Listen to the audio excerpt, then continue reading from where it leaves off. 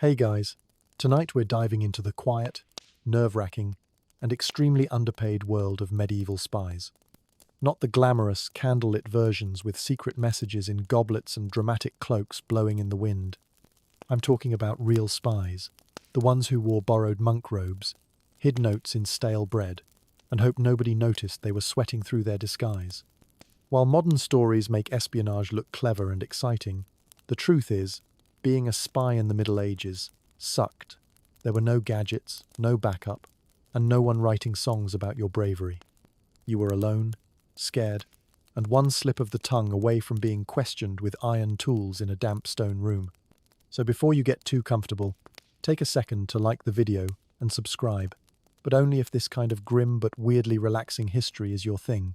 Drop a comment telling me where you're tuning in from and what time it is. Always cool to see how far this little corner of the internet reaches. Now, dim the lights, maybe grab a blanket, and let's disappear quietly into tonight's story. Nobody in the Middle Ages grew up dreaming of becoming a spy. You didn't sit by the fire as a kid thinking, one day, I'll wear a hood, sneak into noble banquets, and risk being boiled alive for stealing a grocery list.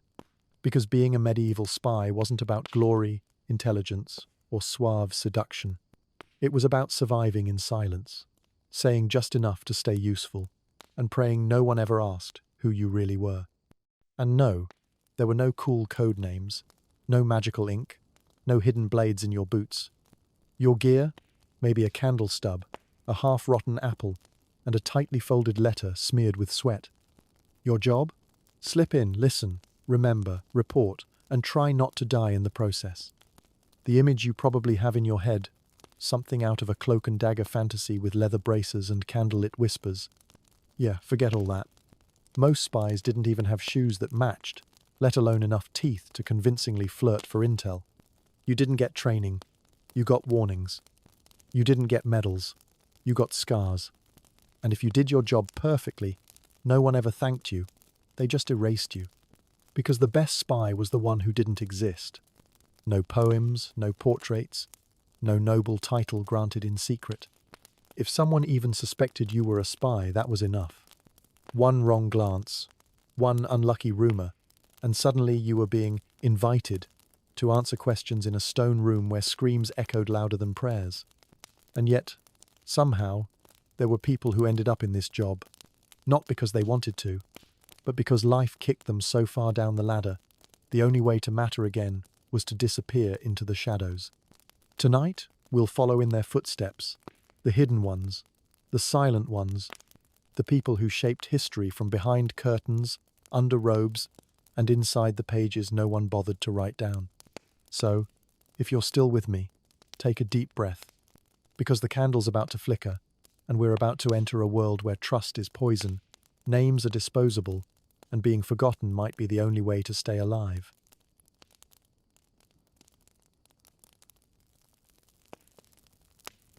It wasn't a job you applied for. There was no posting on the town bulletin board that read, "Wanted, person willing to risk their life daily, lie constantly, and probably get disemboweled by torchlight. Experience preferred, but not required." You didn't choose this life. It chose you, usually because you had no other choice. Maybe you were a prisoner, caught stealing bread or saying something clever about the wrong bishop. And instead of execution, they gave you a chance to be useful. Useful meant sneaking into places, pretending to be someone you're not, and writing down every rumor whispered after the third cup of wine. Or maybe you were just in debt, owed too much coin to the wrong noble, and suddenly found yourself hired, not with a handshake, but with a threat.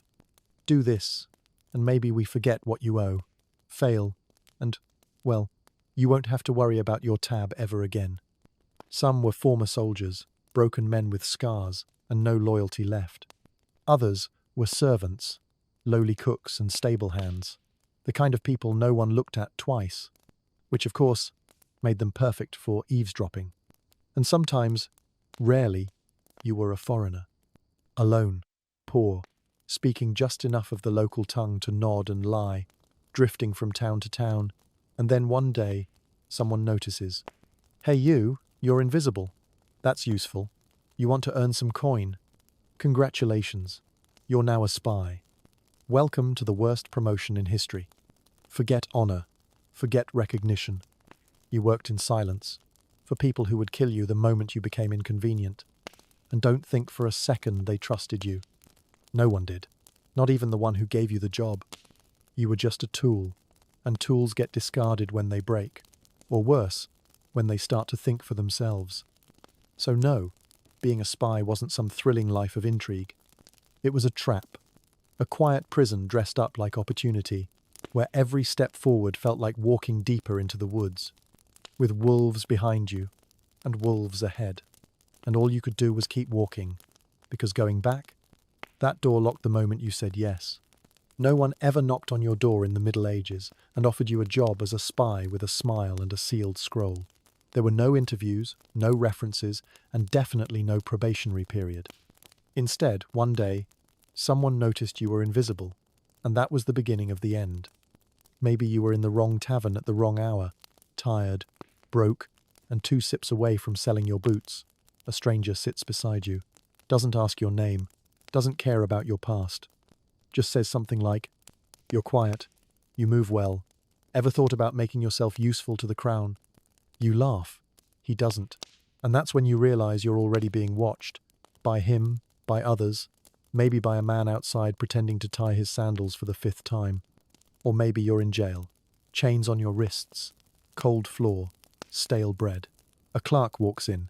Not a guard. Not a priest. And he has a choice for you. Die tomorrow by public hanging, or walk free tonight, if you agree to observe a few people in the bishop's manor and report back. No need to lie, just listen. You nod. Congratulations. You're now state property. Sometimes, recruitment came from higher places. Nobles, even kings, needed eyes and ears, and they didn't send letters, they sent threats. If you value your life, or that of your child, you'll deliver a report by week's end. Or someone else will, and it won't mention your name kindly. Other times it came wrapped in gold, promises of coin, status, maybe even land if you succeeded, but only if. And failure? Well, failure wasn't docked pay. It was broken fingers and words like loose lips and example to others. You couldn't say no, not because you agreed, but because you weren't given a real question. The offer was a rope disguised as a handshake. Pull the wrong way, and it tightens. You didn't sign contracts. You didn't get to ask, "How long is this job?" Or, "Is there a retirement plan?" There wasn't. Once you entered the world of secrets, the only way out was silence. Permanent, irreversible silence. And if you thought of running, good luck, because the people who hired you had maps, spies of their own, and a very good memory for faces, especially yours. So no, medieval spy recruitment wasn't a choice. It was a sentence dressed up as opportunity, a test you didn't know you were taking, and couldn't stop once it began. And by the time you realized it, you were already in too deep, because you're probably wondering, did medieval spies get taught anything? Like, was there some shadowy academy in the woods? A scroll-filled library with candlelit lessons on lying with charm and sneaking without creaking? Nope. If there was a curriculum, it went like this. Lesson 1, don't die. Lesson 2, still don't die. Lesson 3, good luck. There were no formal schools, no mentors, no graduation robes. If you were lucky, someone older than you and less dead might whisper a few tips between gulps of stolen ale. But most of the time, you learned by messing up, and praying you lived long enough to regret it. Your first mission? It wasn't a warm-up. It was the test.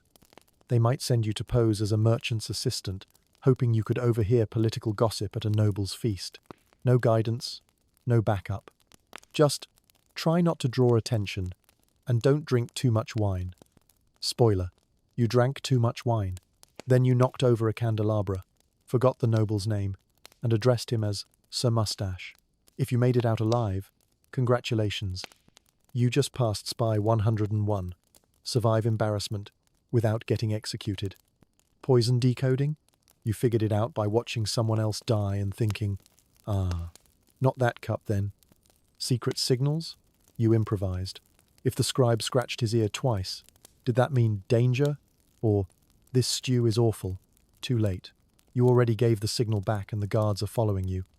Climbing walls, hiding in plain sight, faking accents, bribing without being obvious. These weren't skills you practiced in a friendly room with foam daggers and encouraging nods. They were reactions, forged by fear, panic, and instinct. And make no mistake, if you failed, no one gave you a second chance. No debriefing. No, let's learn from our mistakes. Just a knife between the ribs or a quiet disappearance. That's why medieval spies didn't become good. They became lucky. The ones who lived long enough to get better did so not because they were smarter, but because they ducked just in time. Because the guard turned left instead of right. Because the maid who saw too much decided to keep quiet, this time. So, if you're imagining a noble spy, trained by candlelight, moving like wind across rooftops, nope. It was you, in a mismatched cloak, sweating through a lie, bluffing your way past soldiers who hadn't blinked in 2 hours. Your hands were shaking, your voice cracked, and that was your training. You didn't learn how to be a spy, you learned how not to get caught. Everything else? You picked it up on the run. Now that you've somehow survived your first mission, let's talk about your gear. Your equipment, your spy tools, your ultra-secret, top-tier medieval loadout. Ready? Here it is. 2 ears, 2 eyes, a half-decent memory, and a lot of luck. That's it. That's your spy kit. You weren't walking around with a dagger that shoots poison darts or a ring that opens secret doors. There were no hidden scrolls that burst into flames, no magical cloaks that made you vanish in moonlight. This wasn't fantasy. It was farm-level survival, dressed as espionage. Let's start with your ears. Eavesdropping wasn't glamorous. You crouched behind barrels, pressed yourself into hallways, leaned too close to doors you weren't supposed to be near. You prayed the conversation was loud enough, and the rats under your feet didn't give you away. Then came your eyes. Not for shooting arrows or spotting enemy banners across battlefields. No. Your eyes were trained to catch the small things. A glance between nobles. A servant disappearing too quickly. A coin passed under a table. One blink too slow, and you missed the whole reason you were there. And your memory? It had to be flawless, or at least better than the guy asking the questions later. You didn't have parchment or ink most of the time. And even if you did, you couldn't exactly whip out a quill at dinner and say, "Hang on, could you repeat what you just said about the secret tunnel under the chapel?" You had to listen once, file it in your brain, and repeat it later without changing a word, even if you were exhausted, bleeding, or slightly poisoned. Mess up a name or location? Now someone's knocking on the wrong door with a sword, and you're being held responsible. And forget weapons. Most of the time, you didn't carry any. Weapons were suspicious. A dagger might save your life, or get you arrested for being too prepared. So instead, you counted on speed, lies, and blending in so well they forgot you were even there. Some spies did carry tools, a small wax seal to fake messages, a ring with a hidden compartment, a coin with a scratch that meant, "Meet me by the well." But even these were luxury items. Most of the time, your face was your disguise, your silence was your weapon, and your memory was your map. Everything else? Improvised. Need to pass a message? You scratched it on bread crust, or whispered it to a traveling monk. Need to hide something? Tie it in your boot, shove it in a chicken coop, or bury it in the mud behind the bathhouse and hope no dog finds it first. In short, modern spies have gadgets. You had anxiety. And if anyone asked, "What do you carry on a mission?" you looked them dead in the eye and said, "Just my ears, my eyes, and enough sense to run when things get loud." A secret meeting. A betrayal in the works. A noble admitting over too much wine that he's planning to accidentally burn down half the village next Thursday. You've got the intel. Now comes the hard part, getting it to the person who needs it, without dying on the way. Sounds simple? In a world with no phones, no emails, and no decent postal service, sending a message was a high-stakes game of improv, luck, and hope the wind didn't blow it away. Let's start with the classic, hidden notes. Tiny scraps of parchment, tucked into hems, shoes, or, if you were desperate, a hunk of stale bread. Yes, Bread. Nothing says high-level intelligence like chewing carefully and spitting out a soggy message behind the inn. Sometimes, you'd roll a note and shove it into a hollowed-out bone, corked with wax and tossed into a chicken coop, because nothing screams undetectable spy drop like surprise goose femur. Other times, it was all about code, but not elegant ciphers and cryptic poetry. No, you used what you had. Like, the mill wheel turns backwards means they've switched allegiances. The stew is too salty means the contact has been compromised. The cat didn't come back is equal to cancel the mission or someone is already dead. Totally normal things to say, unless you enjoyed being accused of witchcraft. And if you couldn't write it down, you'd speak it to a messenger you hoped could remember more than 2 sentences. Often, it was a kid, a beggar, or someone who didn't even know what they were carrying. Take this to the man in the green cloak by the well. If he looks confused, say, "The harvest was late this year." Then walk away. Don't look back. Don't wave. Spoiler, they always looked back. They always waved. And let's not forget the worst option of all, delivering it yourself. You had to dress like someone else, again, act natural, which you weren't, and walk into a castle full of guards while hoping the note in your boot didn't crinkle.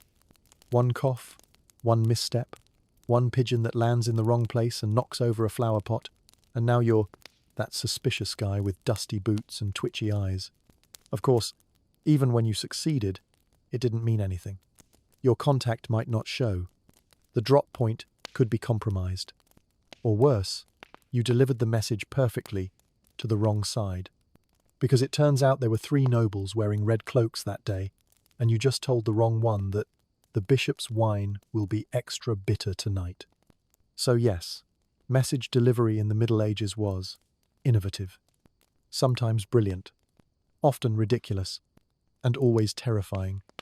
Because in this game, one misfired word could mean a noose, a knife, or a one-way trip to the dungeon, where they'd politely ask who gave you that soggy bread note, and then not so politely encourage you to answer.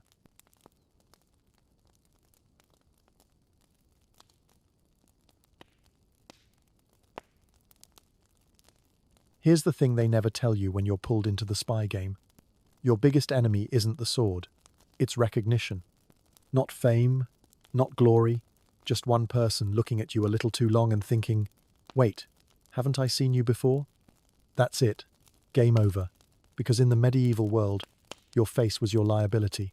There were no masks, no plastic surgery, no makeup artists to turn you into someone else. You had dirt, maybe a scarf, and the hope that no one paid attention the first time. You could spend weeks building a cover, posing as a monk, a peddler, a traveling scribe with a limp and a fake cough. You memorized names, practiced local accents, even made up a backstory about your brother's goat farm. And it worked, until the wrong person walked into the room. Sometimes it wasn't even someone dangerous. It was a servant, or worse, a child.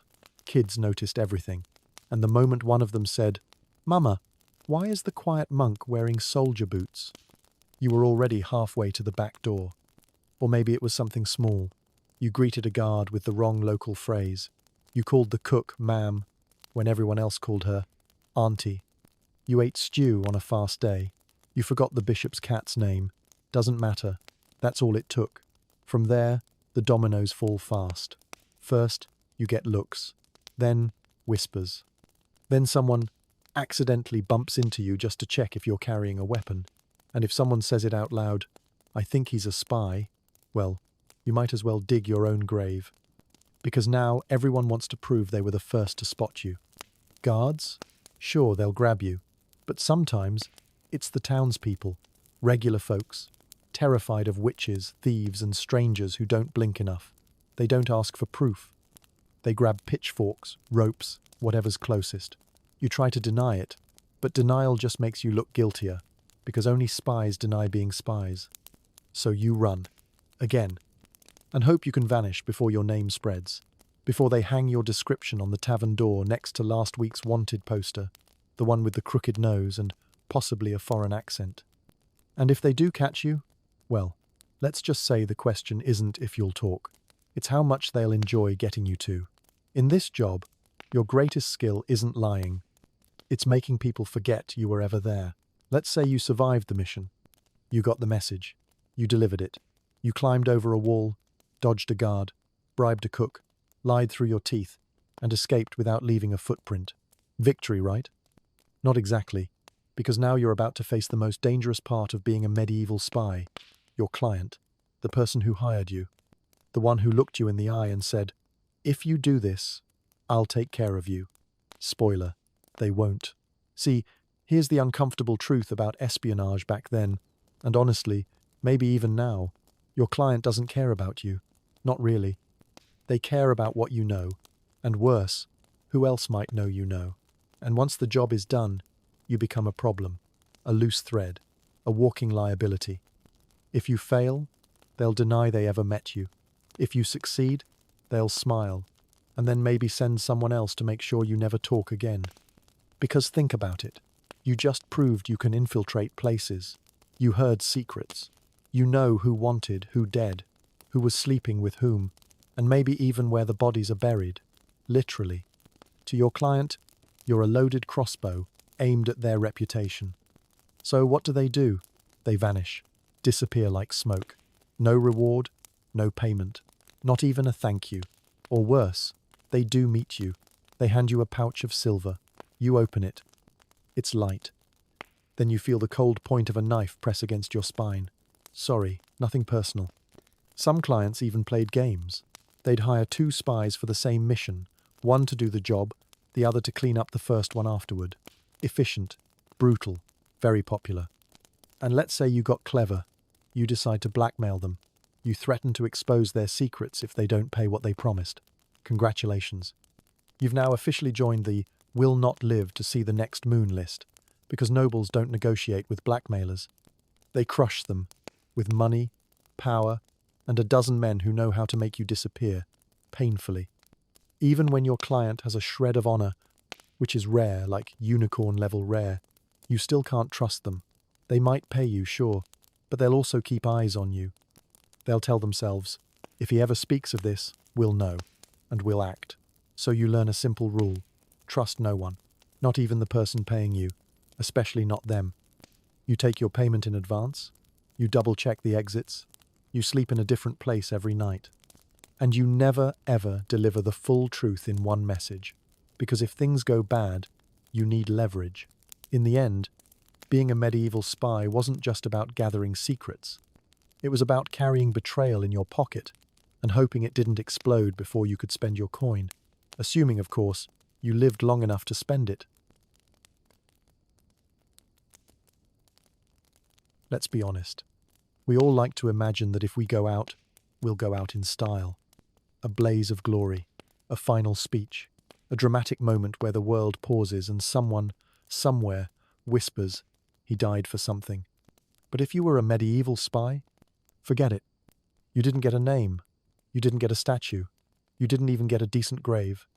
Your death was likely one of three things: quiet and suspicious, loud and very public, or so fast no one even realized it was happening until your body hit the floor.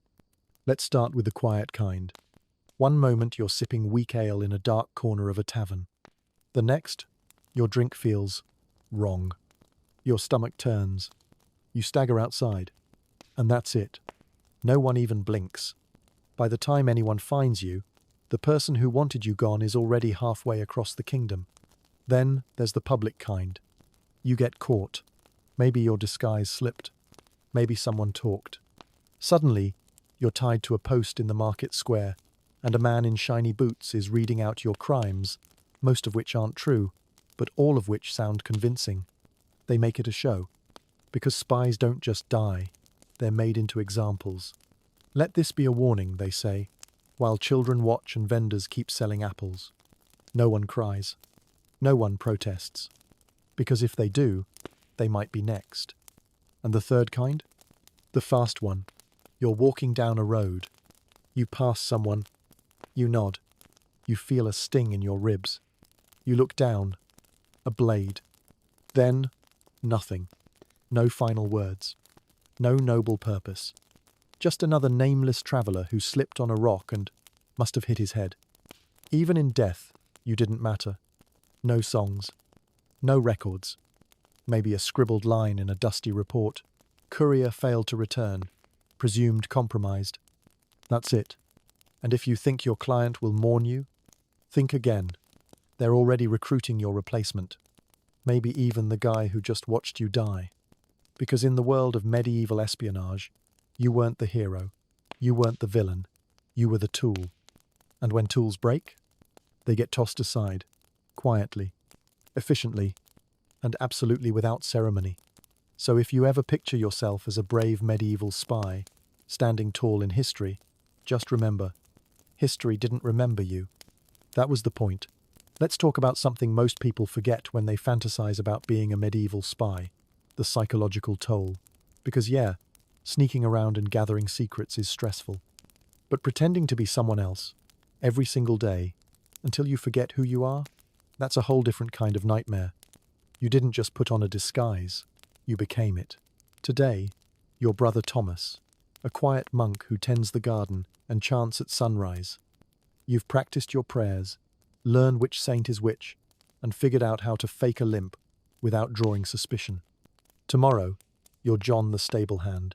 You reek of hay, your hands are calloused, and you pretend to be terrified of horses even though you once rode one to escape a baron's guards.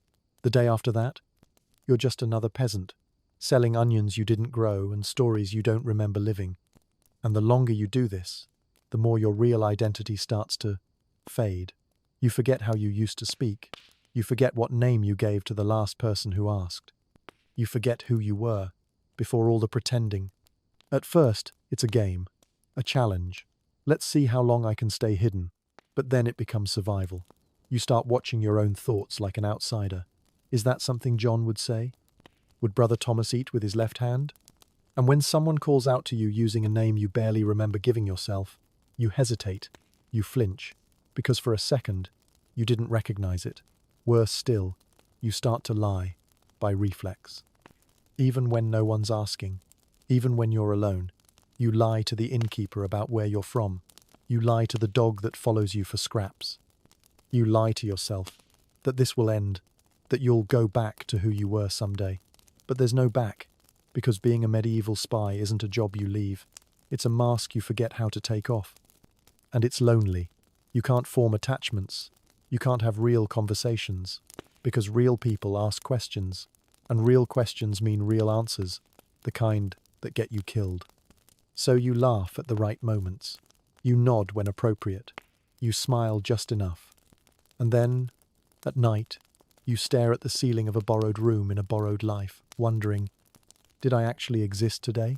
Or was I just a patchwork of lies wrapped in someone else's clothes? That's the truth they don't tell you in stories. It's not the blade or the betrayal that breaks you. It's the slow erosion of self, because pretending to be someone else for a while is exciting. But pretending to be someone else forever? That's not espionage. That's slow-motion self-erasure. And by the time you notice, you're not even sure you miss the person you used to be. You want to know the real cost of being a spy in the Middle Ages. It wasn't the danger. It wasn't the fear of capture or the chance of being disemboweled for asking too many questions. It was the loneliness. The kind that creeps into your bones after months of pretending.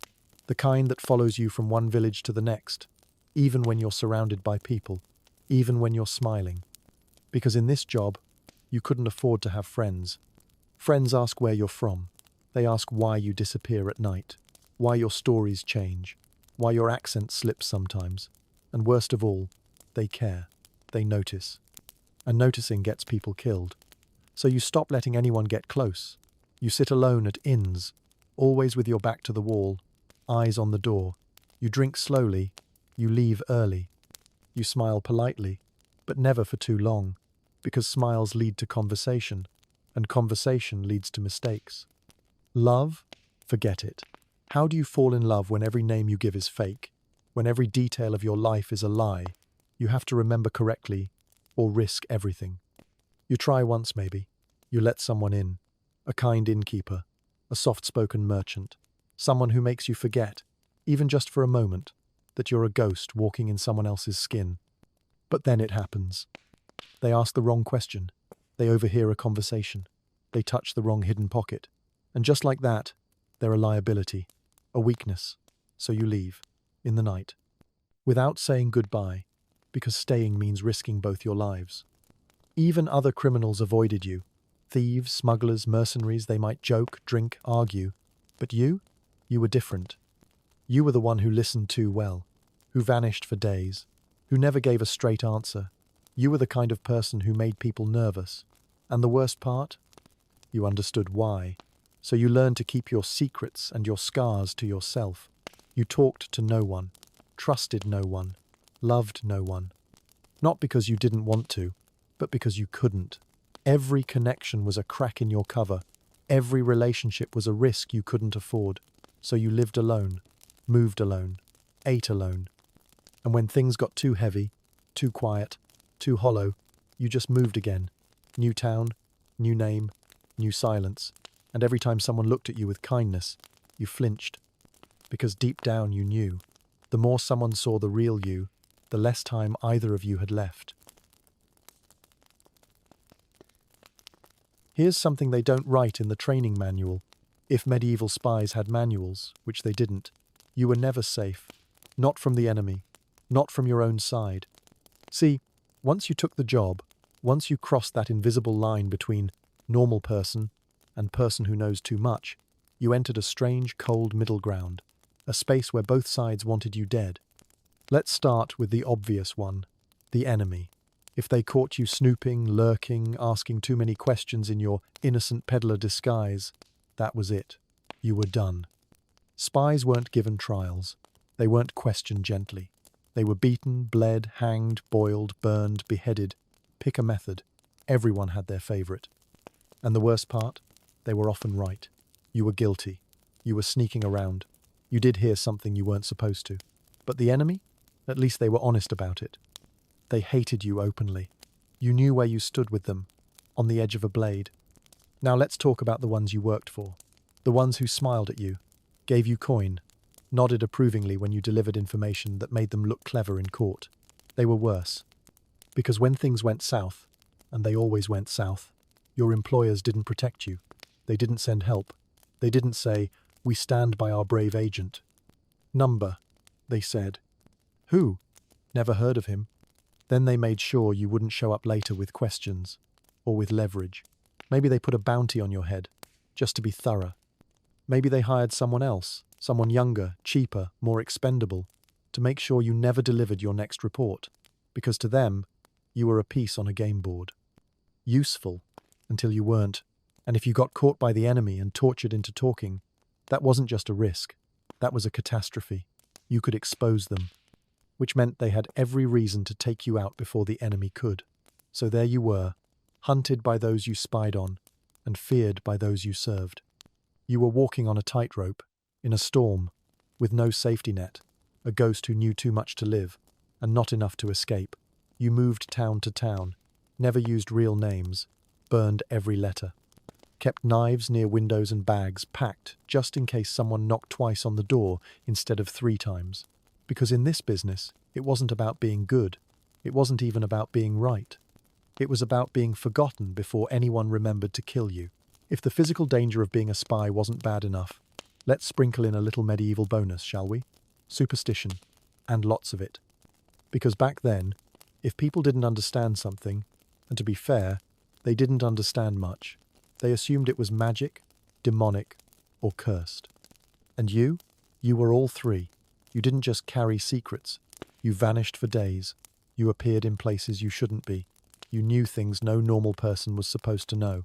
You never spoke much. You didn't laugh loudly. Sometimes you wore clothes that didn't match the village style. You asked strange questions. You watched people. Put all that together and what do you get? Witch, demon, shapeshifter. To the average medieval farmer, you weren't a spy. You were something unnatural. They whispered about you in markets. Some claimed you could change form at night. Others said you spoke to animals, especially crows. One guy swore you were followed by fog. And honestly, you didn't even try to stop it. Because sometimes, fear was the only thing keeping people from asking too many questions. But superstition was a wild beast. It protected you, Until it didn't. All it took was one sick cow, one child with a fever, one man falling off a ladder after giving you directions, and suddenly he brought this upon us. He cursed us. You could go from invisible to torched at the stake in less than a day. And don't think the odd objects you carried helped your case. A wax-sealed scroll, obviously a summoning spell, a dried herb pouch, definitely witchcraft, a coded message, satanic writing, a black cloak, forbidden. Even your silences betrayed you, because silence meant secrets. And secrets, to their minds, came from the devil. There was a story, and yes, it might be real, of a spy being chased by villagers not because he was caught spying, but because a little girl said, "He doesn't blink like the rest of us." That was enough. Pitchforks, torches, rope, boom, gone. So you learned to speak carefully, walk normally, laugh at jokes even if you didn't get them. Blend in not just with politics, but with superstition's expectations. Because in a world that feared what it didn't understand, being clever was suspicious. Being observant was dangerous. And being different? That could get you burned before you ever got betrayed. So no, you weren't just hunted for what you knew, you were feared for what people thought you might be. And in the Middle Ages, what people thought could kill you faster than any sword. So, what happens when you've done your part? You've survived the jobs, the betrayals, the close calls, the lies stacked so high they echo in your sleep. Do you retire? Of course not. Because medieval spies don't retire. They vanish, or they die, sometimes both. There was no farewell banquet, no parchment of thanks stamped with royal wax, no final paycheck wrapped in velvet, just the knowledge that the more you lived, the more people wanted you gone, because you knew too much. And in this world, knowledge didn't age well. It fermented, turned sour, and started to smell like blackmail. So you tried to disappear. New name, new village. Maybe you limped now. Maybe you claimed to be a bricklayer. You smiled more, talked less, and swore to yourself, "This is it. No more games." But the thing is, you were never really out, because your past never forgot you, even if your hands forgot the feel of a blade, even if your nights were quieter, even if you convinced yourself the paranoia was finally gone. It wasn't. Every knock on the door made your heart freeze. Every traveller who looked at you for a second too long brought back the old questions. Do they know? Did someone talk? Did I miss something? You didn't unpack. You didn't stay long. You avoided markets, festivals, weddings, anything where someone might recognize a face you wore 5 identities ago. Even love, if you dared, felt like a trap. Because what if they found out who you used to be? Or worse, what if someone else did? And the worst part? You didn't even remember who you really were anymore. The lies had layered themselves so deep, the truth felt like just another mask. So no, there was no ending. Just a slow, quiet unraveling. A life spent always listening for footsteps, always watching shadows move, always waiting for someone to say your name like it still meant something. Because in the world of spies, there's no such thing as former, only quiet for now. And the moment you forget that, you won't hear the blade until it's already in your back.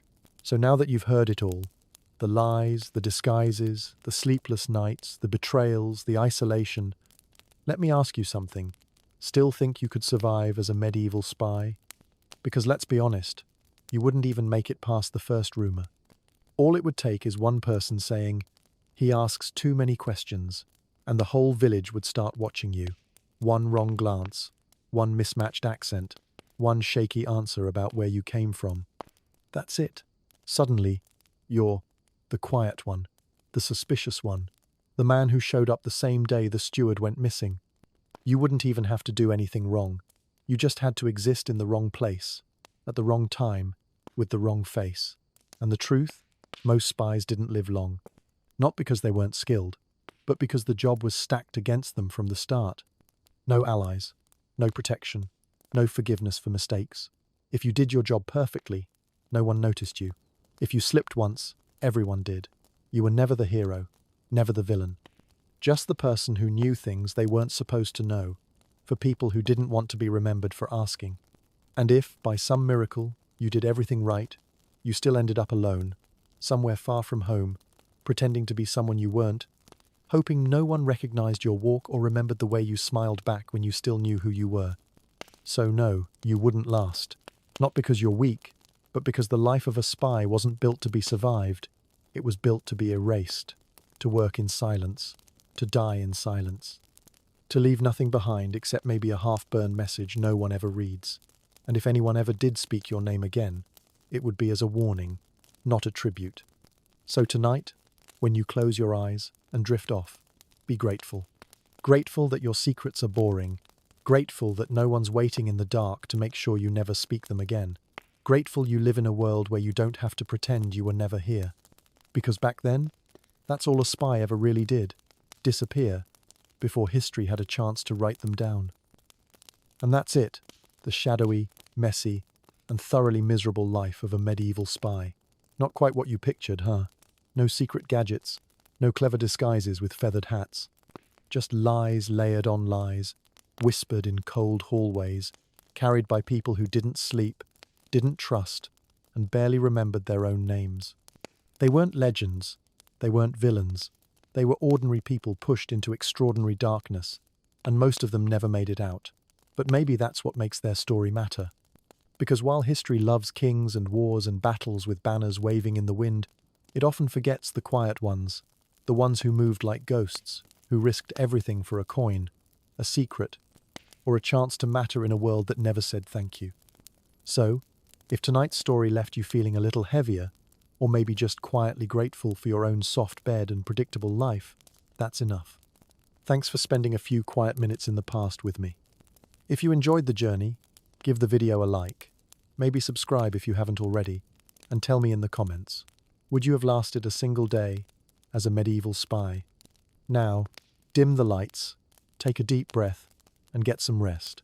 The shadows will still be there tomorrow, but tonight, you're safe. In the sweltering, sun-baked plains of ancient Mesopotamia, between the Tigris and Euphrates rivers, rose a world carved from mud and sweat.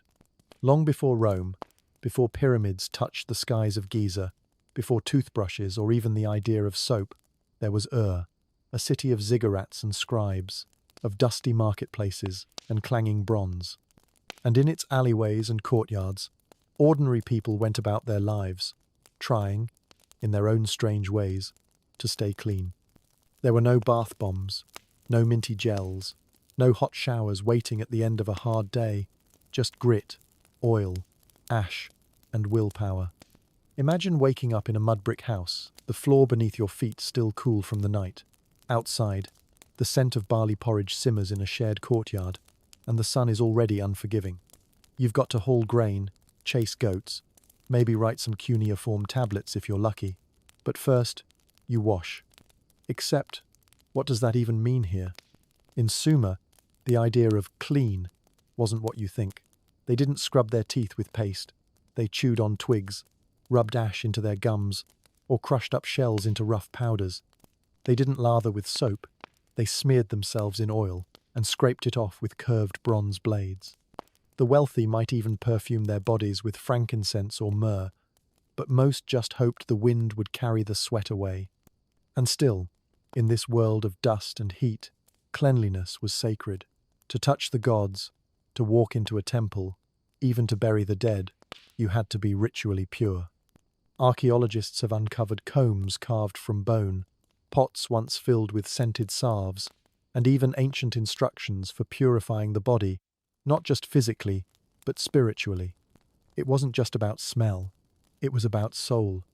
This is the story of how the Sumerians, one of the world's first civilizations, cared for their bodies, without toothpaste, without soap, and without the comforts we take for granted. Because staying clean, it turns out, is much older and stranger than we ever imagined. No, at least, not the way you're imagining it. There were no toothbrushes leaning against ceramic sinks, no frothy foam to spit into a marble basin, no brightly coloured plastic tubes labelled mint fresh. In the land of the Sumerians, oral hygiene was something far more primitive and far more personal. Let me take you back again. You wake up before the sun fully rises. The air is heavy, already warming. Your mouth is dry. You reach for a jug of lukewarm water sitting in the corner of your home, not to brush your teeth, but to rinse the sleep from your throat. There's a roughness on your teeth, a fuzz. Something almost sour lingers near the gums. It's normal. Everyone smells like this. You might rub your teeth with a finger, maybe chew on a twig from a date palm or tamarisk tree. Something fibrous, something bitter, just enough to scrub the surface a little. That's about as close as it gets.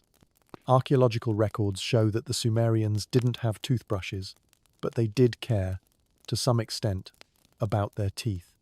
Not for vanity, and not entirely for health, but because decay could be painful, and pain interfered with work. And in a city like where everyone had a role, farmer, baker, potter, priest, no one could afford a bad tooth. They didn't know what caused cavities. They didn't understand bacteria, but they did notice when their mouths started to rot. Some ancient Sumerian tablets, written in cuneiform, the world's earliest known script, describe toothaches and bad breath as the work of evil spirits, or mouth demons. One of the oldest medical texts in existence, dating from Sumerian times, describes an incantation to remove the toothworm, a mythical creature thought to bore holes in teeth, causing pain and decay. The tablet reads, "The worm cried out, 'Give me your figs, your dates, your bread soaked in beer, and I will dwell in your teeth. I will make my home in your jaw.'" So what did they do about it? Well, not much that would comfort a modern dentist. If your tooth hurt, you might go to a temple healer, not for surgery, but for a spell. He would mix herbs and oils and chant over your jaw. In some cases, they'd apply a poultice, maybe crushed garlic, maybe onion or myrrh. Some formulas even included beer. Beer was sacred in Sumer. It wasn't just for drinking. It was medicine. It was ritual. It was the daily water substitute. There's no evidence the Sumerians pulled teeth routinely, though some scholars believe they may have tried, especially if the tooth was loose. But anesthesia? Sterile tools? Those were thousands of years away. Interestingly, when archaeologists studied Sumerian skeletons, many of the skulls showed surprisingly decent teeth, not because of excellent hygiene, but because of diet. Their food wasn't overloaded with processed sugar. They ate flatbreads, lentils, dried fruits, grilled meats, all made from scratch, without modern sweeteners. Most damage to their teeth likely came from grit, tiny bits of sand or stone that ended up in bread from grinding grain on stone slabs. That grit, over time, wore teeth down like sandpaper, slowly, relentlessly. Imagine that.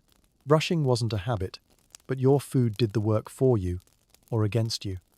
And then there was breath, halitosis, the silent plague. In a city with no toothpaste, no chewing gum, no mints, you learn to live with it, or to cover it. Some wealthier Sumerians may have chewed on aromatic resins. Frankincense, myrrh, or even dried herbs were sometimes kept in small pouches. These weren't dental tools, they were rituals of status, signs that you had access to trade and the temple. The poor had fewer options. A quick rinse with river water, maybe a chew of bitter bark. And yet, even in this ancient world, they had one thing right, the connection between the mouth and the spirit. To enter a temple, your body had to be ritually clean. This included hands, face, and breath. Some ritual texts suggest mouth rinses with vinegar, beer, or herbal infusions before prayer. Not for dental health, for spiritual hygiene. The gods deserved respect, and no one wanted to speak holy words through a cursed mouth. So, did the Sumerians brush their teeth? Not exactly, but they chewed, they rinsed, they scraped, they prayed, they endured. And maybe that's the strangest part of all.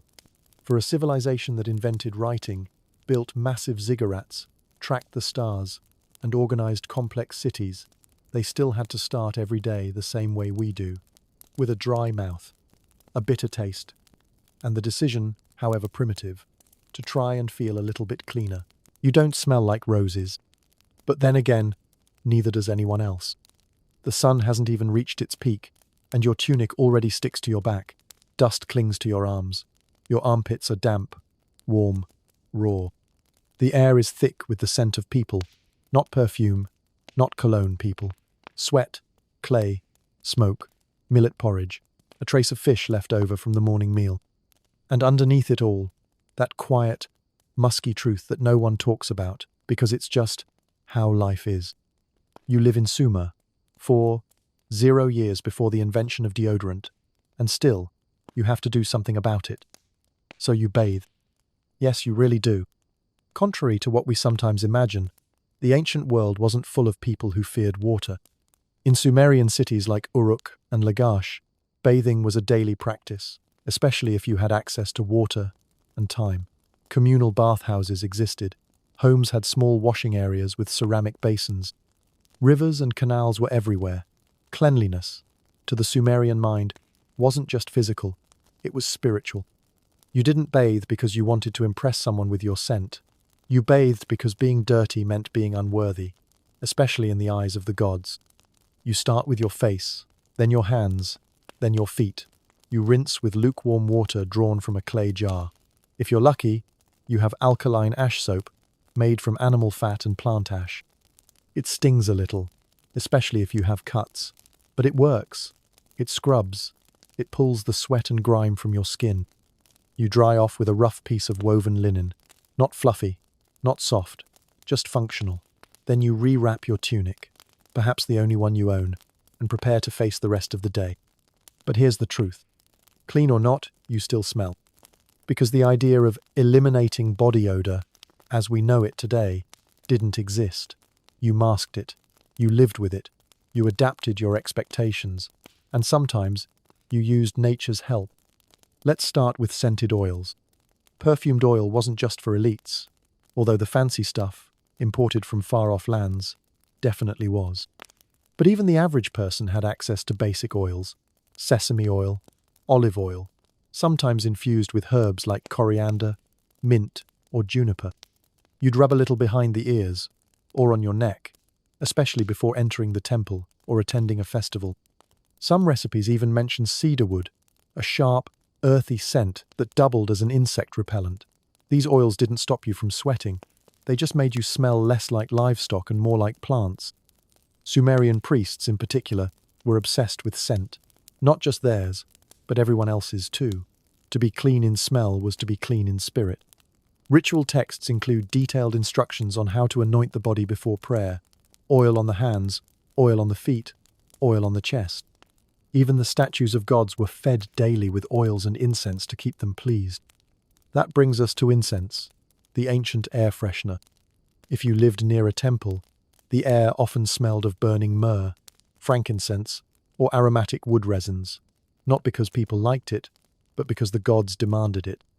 And by extension, humans learned to associate these smells with purity, safety, even power. You didn't light incense to impress your neighbors. You lit it to keep the divine realm close and the stink of mortality at bay. But what about breath? Back then, people knew when their breath was bad. They could smell each other. You'd stand in a meeting, discussing grain quotas with a merchant, and the stench of old beer and onions would hit you like a sandstorm, but you'd say nothing, because your breath wasn't much better. Still, there were remedies. The simplest: chewing aromatic seeds, fennel, anise, cardamom. If you were lucky enough to get some, these little seeds weren't eaten for taste. They were medicine for the mouth. Licorice root, too, was sometimes chewed to soothe both the gut and the breath. It didn't last long, but it gave you a few minutes of freshness, a moment of grace. Some wealthier citizens even had tooth powders, crushed charcoal, ground shells or herbs, to rub on their teeth. Not every day, not systematically, but enough to feel clean before important gatherings. Still, no matter what you did, the heat would always return: the sweat, the dust, the body, the truth. You were human, and humans, in Sumer, were never meant to smell like flowers. You were meant to work, to pray, to survive. Body odor wasn't a flaw, it was a badge of effort. When a man returned from the field soaked in sweat, it wasn't shameful. It meant he had done his part. When a woman's arms smelled of crushed herbs and flour, it meant she had fed her household. Scent wasn't something to erase, it was something to understand. And so, in a way, the Sumerians had already mastered something we still struggle with today. They didn't chase perfection, they accepted presence. You smelled like where you'd been, like what you'd done, like the river, the smoke, the sun. And that was enough. It's late afternoon, and the heat has finally begun to loosen its grip on the city. You step outside your home, a small mud brick house near the edge of town, and head toward the communal courtyard, ceramic jar in hand. You're going to bathe. No shower, no bathtub, no scented gel promising ocean breeze or eucalyptus calm.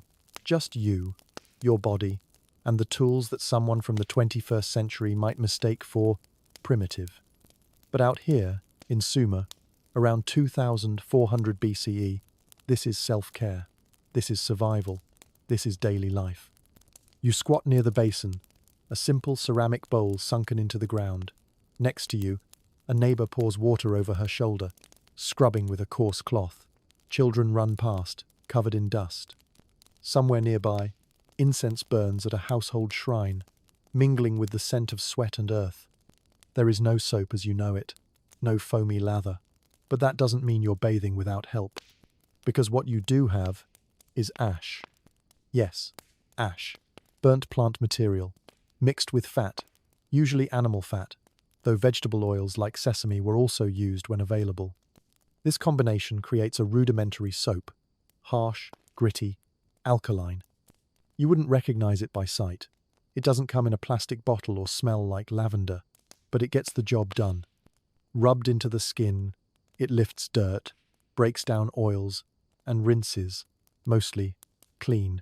It doesn't make you smell good. It makes you smell neutral, like yourself, minus the labor of the day. This basic soap was likely used by more than just the elite. In cities like and Lagash, where cuneiform tablets mention workers, merchants, even washerwomen, we find references to cleansing substances, often involving a mix of alkali salts, oils, and clay. Not for luxury, for hygiene, for purity. You scoop a handful of fine silt from a jar beside the basin. It's river mud, soft and mineral-rich. Used like a scrub, it's especially good for the feet, where days of walking in sandals have left a crust of grime. The sensation is raw, but strangely calming, almost meditative. You rinse with water from your jar. Cool, cloudy, drawn this morning from the canal. If you're wealthier, or at least connected to temple life, you might have access to imported oils, cedarwood, myrrh, frankincense. These aren't used every day. They're precious, saved for rituals, for ceremonies, for preparing the body before worship. But sometimes, when you're lucky, a drop or two is rubbed into the skin after bathing, not to cleanse, but to protect. From dryness, from evil, from decay. You towel off, or rather, pat dry, with a scrap of linen, coarsely woven. It scratches, not comforts, but it works. Then you sit, still damp, still warm from the sun, and for a moment, you feel clean. Not perfumed, not polished, just human. It's easy to forget that the ancient Sumerians had a very different relationship with cleanliness than we do today. Cleanliness was not cosmetic. It was ritual. To bathe was to reset, to rejoin society, to present yourself to the gods. Temples had their own cleansing stations. Priests followed strict bathing routines before approaching the sacred, before touching offerings, before speaking prayers. Purity of the body mirrored purity of the spirit, and though the average farmer didn't live like a priest, the cultural value of washing, even in the simplest form, ran deep. We know this not only from archaeology, but from their writing. Cuneiform tablets mention purification rites, offerings of water, dedicatory texts that describe bathing as part of honoring the gods. He washed his hands, one line reads, and stood pure before Enlil. Another describes a ritual. With water from the Tigris, the high priest cleansed his body, so the god may look upon him with favor. Bathing was not optional. It was how you prepared yourself for the world, divine or human. And for women, bathing could be both public and private. In wealthier homes, clay bathtubs have been found, more like large, upright jars than modern tubs, but usable. Women would pour water over themselves using ceramic jugs, often assisted by younger family members. Oils were applied afterward, sometimes lightly scented with floral infusions, rose, iris, or even tamarisk, depending on the region and the season. Did it feel luxurious? Probably not. Did it feel necessary? Absolutely. After bathing, your body isn't soft. It's not glowing, but it feels lighter, less burdened. And in a world where dust, heat, and labor cling to you like second skin, that lightness means everything. And so, when we ask, what did the Sumerians use instead of body wash? The answer is simple. They used what they had: ash, fat, clay, water, and above all, intention. They didn't wash to look clean. They washed to be clean, to show respect, to themselves, to others, to the gods, to shed the weight of the day and step, once again, into civilization. And maybe that's something we've lost, a little, in the age of 7-step skincare routines and bath bombs. Because while the Sumerians may not have smelled like vanilla coconut blossom, they knew that true bathing begins with presence. Imagine waking up in the dusty streets of Ur or Nippur. The sun is just starting to climb over the mud brick rooftops, and already the heat promises another scorching day. You look in a small polished bronze mirrors. They had those and see your hair, tangled and coated with the fine dust of yesterday's work. It's sticky, dry, and itchy at the roots. What do? You might think hair care is a modern obsession, with fancy shampoos, conditioners, and scalp treatments. But even in ancient Sumer, where life was rough and daily survival was a challenge, people cared about their hair, not for fashion or vanity alone, but for hygiene, comfort, and social reasons. First, let's talk about washing the hair. Without bottles of shampoo lining the shelves, the Sumerians relied on what nature gave them. Water was the main ingredient. Rivers like the Euphrates and Tigris were sources of not only drinking water, but also cleansing. But plain water wouldn't always be enough. The dust, sweat, and natural oils built up quickly. To remove grime, they used plant ashes, similar to the ones used for body washing. Ash, mixed with water, creates a mild alkaline substance, which acts much like a primitive shampoo. It helps break down oils and dirt clinging to the scalp and hair shafts. This ash-water mixture might sound harsh, but it was effective, and it was gentle enough for regular use. Some texts and archaeological findings suggest that people also used clay and mud from riverbeds. This natural scrub could exfoliate the scalp, removing dead skin and buildup, which helped reduce itching and dandruff. For extra nourishment, the Sumerians didn't have modern conditioners, but they had something almost as good: natural oils. Sesame oil was widely used in Mesopotamia, extracted from locally grown sesame seeds. It was prized not only for cooking but also for cosmetic and medicinal purposes. A small amount of sesame oil rubbed into the scalp and hair helped moisturize and protect from dryness caused by the relentless sun and wind. Other oils like olive oil or cypress oil were occasionally available through trade, especially for wealthier individuals or temple priests. These oils had soothing and anti-inflammatory properties and could calm irritated skin. Imagine an ancient scalp massage, not unlike what you might enjoy today. Now, what about hairstyling? Hair was important socially. Men and women alike cared about their appearance, especially in urban centers and religious contexts. Hair was often braided, curled, or worn in distinctive styles that signaled status, age, or profession. Beards were common among men, especially the elite and priests. Grooming the beard involved careful trimming and combing. Tools like combs made of bone or wood have been found in archaeological digs, proving that hair maintenance was a daily ritual. But the key challenge was lice and other pests. Without modern shampoos or insecticides, lice infestations could be common. To combat this, people used natural remedies like pitch or resin extracted from trees, known for their insect-repellent properties. Applying a small amount of these sticky substances could help keep parasites at bay. In terms of haircuts, barbers were specialists who often doubled as surgeons or priests. Getting a haircut was more than grooming. It was sometimes part of religious rites or purification rituals. Cutting hair could symbolize renewal, cleansing, or submission to the gods. Despite the heat and dust, hair was washed regularly enough to keep it manageable, but it was never clean by today's standards. Hair might retain some dirt or smell, but it was about keeping lice out, preventing sores, and looking respectable enough to face neighbors, employers, or the gods. Interestingly, some of the earliest written texts from Sumer contain hints about hair care, advice, warnings, or even complaints about itchy scalps and unruly hair. One tablet even records a recipe for a hair tonic made from fenugreek and beer, believed to strengthen hair and promote growth. In the household, women often took care of children's hair, gently washing and braiding to protect them from the elements. Children's hair was typically kept shorter to minimize tangles and pests. So, if you wonder whether the Sumerians cared about their hair and scalp, the answer is yes, they did, in ways suited to their environment and technology.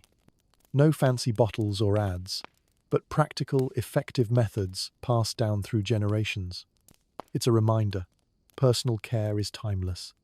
Across thousands of years and countless cultures, people have cared for their bodies in ways that made sense to them, sometimes rough, sometimes tender, but always human.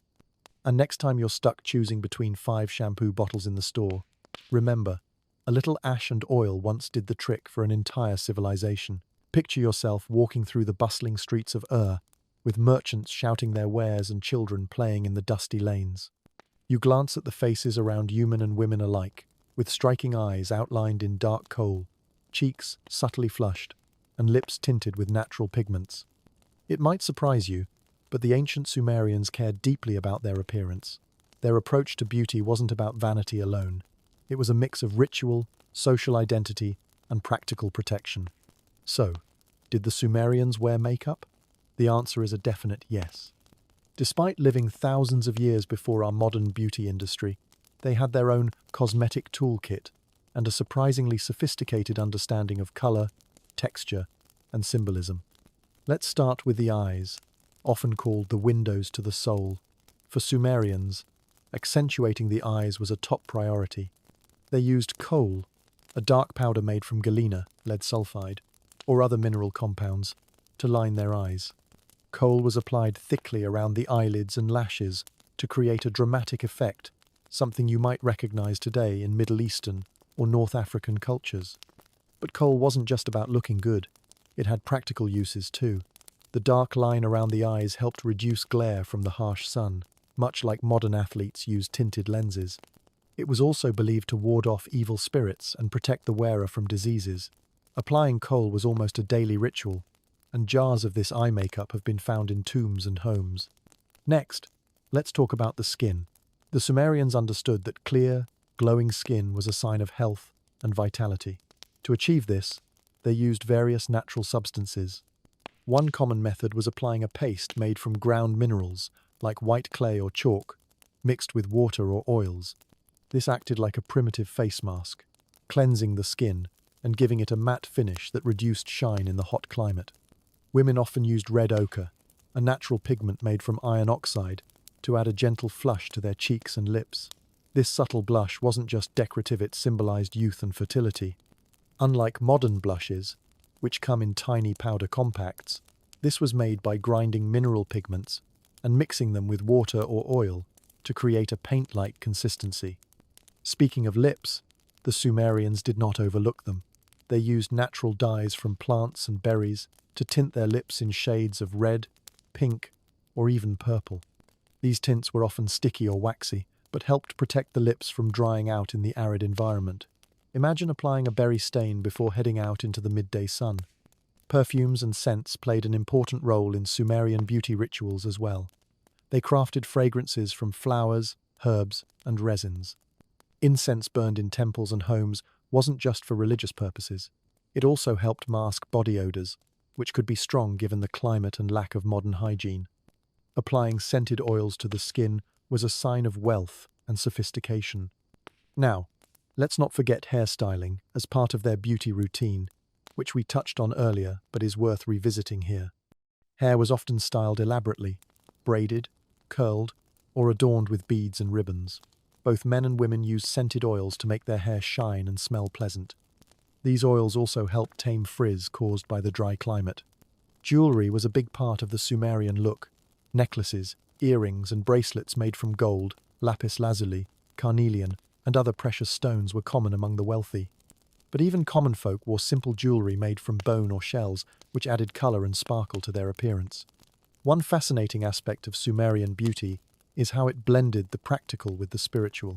Wearing makeup and adorning oneself was often tied to religious beliefs and social rituals. Priests and priestesses used cosmetics during ceremonies, and certain colors or patterns could denote status or affiliation with particular deities. Despite the roughness of everyday life, hard labor, scorching heat, and limited resources, the people of Sumer found ways to express individuality and pride through their appearance. Their beauty rituals were a form of self-care, a way to maintain dignity and identity amid the challenges of their world. So next time you swipe on your favorite lipstick or line your eyes with eyeliner, think about the ancient Sumerian woman or man doing the same with coal and ochre thousands of years ago. Beauty is timeless, and the desire to look and feel our best is as old as civilization itself. Imagine stepping back nearly 4,500 years into the ancient cities of Sumer, like Ur or Uruk. Life was busy and often tough, with crowded streets, bustling markets, and homes built close together. But amid all this, the Sumerians had surprisingly practical solutions for one of the most personal and essential parts of daily life: hygiene of the intimate areas and the management of human waste. You might wonder, with no modern plumbing, running water, or disposable wipes, how did the Sumerians keep clean down there, and what kind of toilets did they use? The answer, like much of their civilization, shows a fascinating mix of ingenuity, routine, and adaptation to their environment. Intimate hygiene, daily care without modern products. First, let's talk about intimate hygiene, something that is still often considered private or taboo in many cultures today, but was a regular part of Sumerian life. Unlike us, the Sumerians didn't have soaps or antiseptics specially made for cleansing intimate areas. Instead, they relied on natural materials that were readily available and safe. Water was obviously key, though, in a hot, arid climate. Fresh water was precious and had to be conserved carefully. When it came to cleaning, people likely used water from clay jars or small basins after using the toilet. This was a simple, effective way to rinse the area, much like bidets used in some parts of the world today.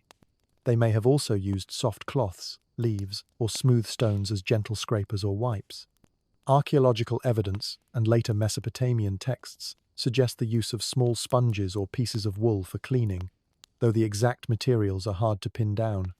Another common practice was the use of natural oils and herbs for both cleansing and soothing.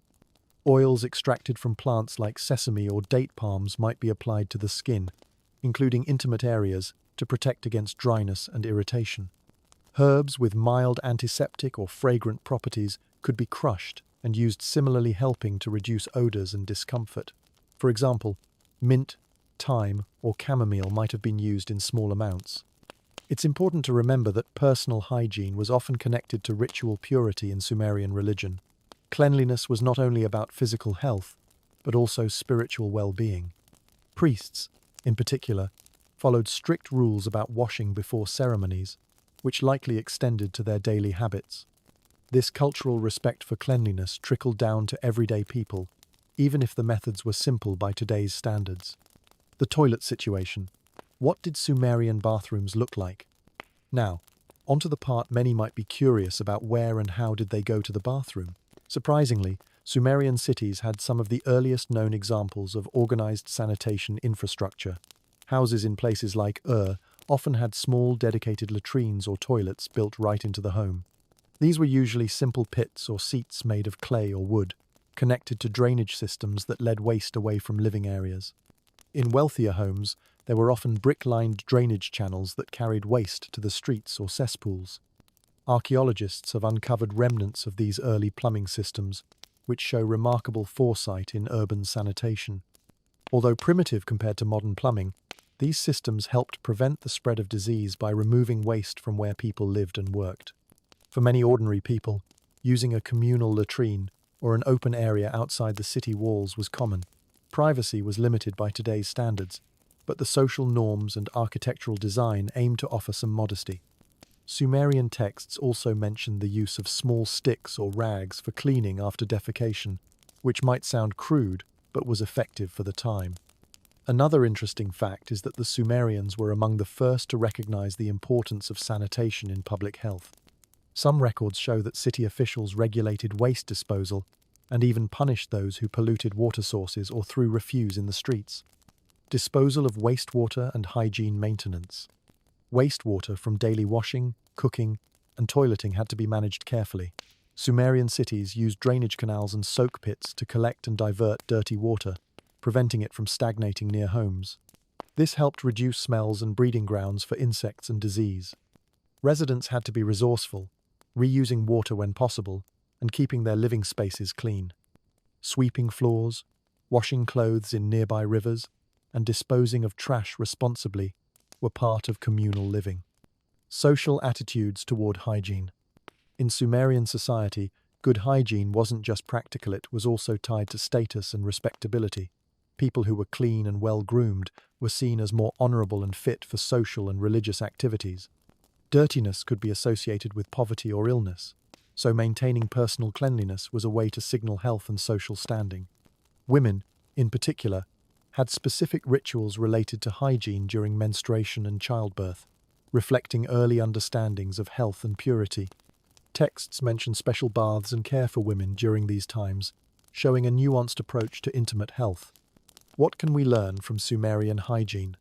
Looking back at Sumerian hygiene habits reveals a civilization doing the best it could with what it had: no toothpaste, no showers, no disposable wipes. Instead, they used water, natural materials, and clever drainage to manage the basic but essential need of keeping themselves clean and healthy. For us today, caught up in a world of endless products and conveniences, there's a humble lesson here. Cleanliness doesn't always mean complexity. Sometimes, simple tools, respect for one's body, and a bit of ingenuity are enough to get by even in a harsh and dusty ancient city. So next time you reach for your fancy hygiene product, remember the Sumerians, living 4,500 years ago, managing intimate hygiene with just water, oils, and a strong sense of routine, proving that taking care of yourself is truly a timeless human practice. Let's dive a little deeper into how the ancient Sumerians viewed cleanliness, not just as a physical state, but as something deeply intertwined with their beliefs, spirituality, and daily rituals. In a world where medicine was limited and the unknown ruled many aspects of life, maintaining cleanliness went beyond hygiene.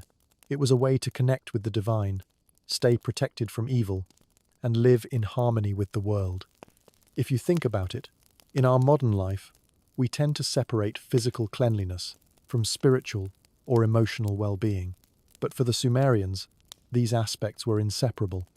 The way they approached cleanliness offers us fascinating insight into their culture, and maybe even helps us appreciate how body care was about more than just looking good or feeling fresh. It was about survival, respect, and spiritual balance. Cleanliness as a reflection of moral and spiritual purity. In ancient Sumer, cleanliness was often seen as a symbol of purity, both in a physical and moral sense. The gods, who were central to every part of daily life, were believed to favor those who were pure and clean. Dirt, filth, and impurities were not just a health hazard, they were seen as a sign of spiritual corruption or disrespect to the divine. Before entering a temple or participating in a religious ceremony, people would perform ritual washings. These washings weren't just about scrubbing off dust or sweat, they were symbolic acts of cleansing the soul. Priests and worshippers alike would wash their hands, feet, and sometimes entire bodies in water from sacred rivers or specially prepared basins. It was a moment to prepare mentally and spiritually to meet the gods. There are even references in ancient texts to ritual baths that were more elaborate, involving scented oils and specific prayers or chants. These rituals helped the individual transition from everyday life into a sacred space, reflecting the belief that the physical state of cleanliness could influence spiritual well-being. The role of water in purification. Water was central to Sumerian concepts of cleanliness. Rivers like the Euphrates and Tigris weren't just sources of life, they were also seen as purifying forces. Bathing in river water was common, and water carried the power to wash away not only dirt but also sin and bad fortune. Because clean water was precious, especially in urban areas, people often used water wisely and respectfully. Pools, canals, and basins were carefully maintained to ensure their use in purification rites. This shows how intertwined their practical needs and spiritual beliefs were. Interestingly, water was sometimes mixed with herbs or natural substances during ritual washings, adding layers of meaning and cleansing power. These mixtures might have had mild antiseptic effects, but were mainly valued for their symbolic significance. Cleanliness, in everyday life and social status. Beyond ritual, cleanliness was a mark of social status and personal dignity. Nobles, priests, and officials were expected to maintain higher standards of grooming and purity, partly to demonstrate their closeness to the gods, and partly to set themselves apart from commoners. For ordinary Sumerians, farmers, artisans, soldiers, cleanliness was more challenging but no less important. The dusty, crowded environment of Mesopotamian cities made staying clean difficult, but people took pride in regular washing and grooming rituals. Even if they didn't have access to luxurious oils or perfumes, a simple bath or the careful care of hair and nails was a way to maintain respectability. Children were taught from an early age about the importance of washing hands before meals and after labor, hinting at early understandings of hygiene and health. Taboo and pollution, when cleanliness was at stake. The Sumerians also believed in the idea of pollution things that could make a person ritually unclean and require purification. This included contact with dead bodies, certain diseases, and even childbirth. People who were considered polluted had to undergo specific cleansing rituals before rejoining the community or entering sacred places. These could involve washing with water, fumigation with smoke, or other symbolic acts to restore purity. This belief system helped regulate social behavior and reinforced the importance of hygiene as both a practical and sacred duty. Festivals and public purification. Sumerian society marked special occasions with public purification ceremonies. These were community events where people would come together to wash, pray, and renew their spiritual and social bonds. For example, before the New Year festival, known as Akitu, large-scale cleaning and washing took place across cities and temples. This cleansing was seen as necessary to ensure the favor of the gods for the coming year, to sweep away the bad luck of the past, and to start fresh with renewed energy and hope. These festivals reinforced that cleanliness was not only an individual concern, but also a collective responsibility tied to the well-being of society. Personal care as an act of respect.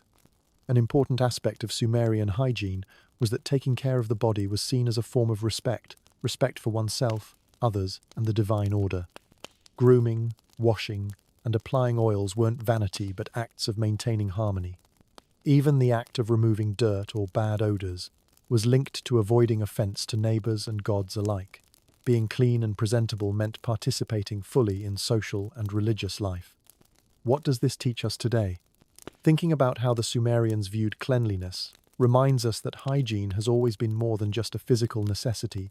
It's tied to culture, identity, and community. Their rituals and beliefs around purification show a deep respect for the human body as a vessel that connects the earthly and the divine. In a modern world where life can feel rushed and disconnected, maybe there's something to be gained from slowing down, approaching our routines with intention, and recognizing that caring for our bodies can be a quiet act of mindfulness and respect. So next time you wash your hands or take a shower, remember the Sumerians, who centuries ago understood that cleanliness was a path to health, spirituality, and social harmony, an idea that remains surprisingly relevant. After traveling back thousands of years to the dusty streets and bustling riverbanks of ancient Sumer, you might be wondering, with all their strange routines and natural remedies, how did those people survive and, more importantly, what does that mean for us today? Let's take a moment to breathe and reflect. The Sumerians didn't have fancy toothpaste, deodorants, or shower gels. Their hygiene rituals might sound unusual or even rough by our standards. But they managed to live, work, and build one of the earliest civilizations despite all those challenges. And guess what? You, with all your modern comforts, are doing just fine.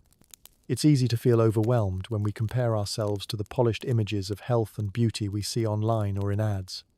But remember, the people of ancient Sumer dealt with dirt, sweat, and discomfort every day, and yet they found ways to care for themselves, find dignity, and even create meaning through their simple acts of cleanliness. In many ways, their routines were practical and honest, reflecting a world where every drop of water and pinch of herb mattered. They were grounded in what was possible and necessary, not what was flashy or convenient. That's a powerful reminder for us. Being clean and well doesn't require perfection or products.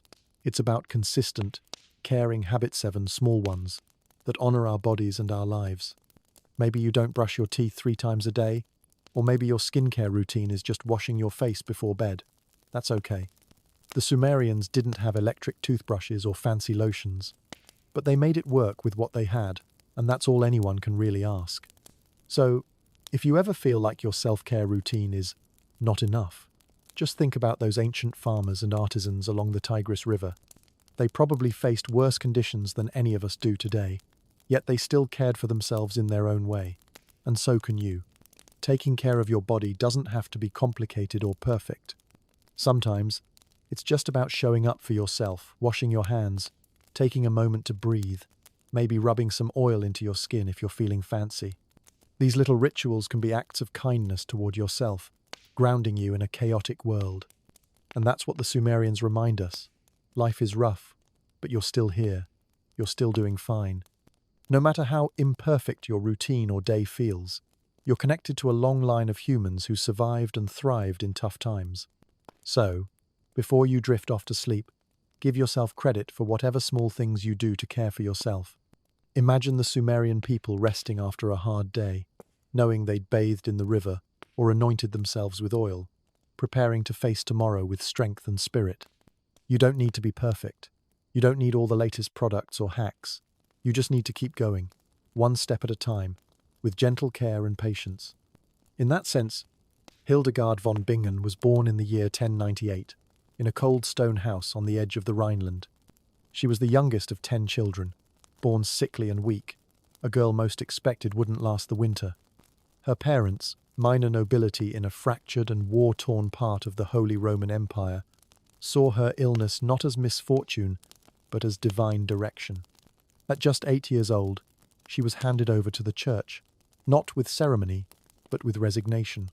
She entered a cloister not as a student, but as a child, to be sealed behind stone walls, her future traded for piety. The convent was quiet, but not peaceful. The days were cold, the bread hard, the prayers endless. Hildegard slept on a straw mattress, washed with river water, and lived by candlelight. Her body remained fragile, but her mind, even then, was something else entirely. She began to see lights, strange and powerful visions that lit up her small, enclosed world. Shapes, colours, even music, like ribbons of gold winding through her thoughts. She told no one. In a world where illness was blamed on sin, and visions could be mistaken for possession, a young girl learned quickly that silence was safer than wonder. But the visions didn't go away. They came stronger, brighter, louder, and slowly, Hildegard began to realize something strange. She didn't feel cursed by them. She felt chosen. While the other girls recited psalms and stitched altar cloths, Hildegard listened inward. She memorized the rhythm of chants, the quiet of stone halls, the ache of unanswered questions. She would later say these visions were not dreams, but the living light itself speaking through her. At the time, she said nothing. But somewhere between the discipline of prayer and the draught in her cell, a strange, luminous fire had already begun to burn, one that would eventually break out of stone walls and echo across centuries. The cell wasn't much larger than a stable, just enough space for 2 beds, a narrow table, and a cross nailed to the wall. The stone always felt damp, even in summer. In winter, it breathed frost. There was one small slit for light, barely wider than a palm, and even that was barred. But this wasn't a prison, at least not officially. This was a monastery, and Hildegard was here to devote herself to God.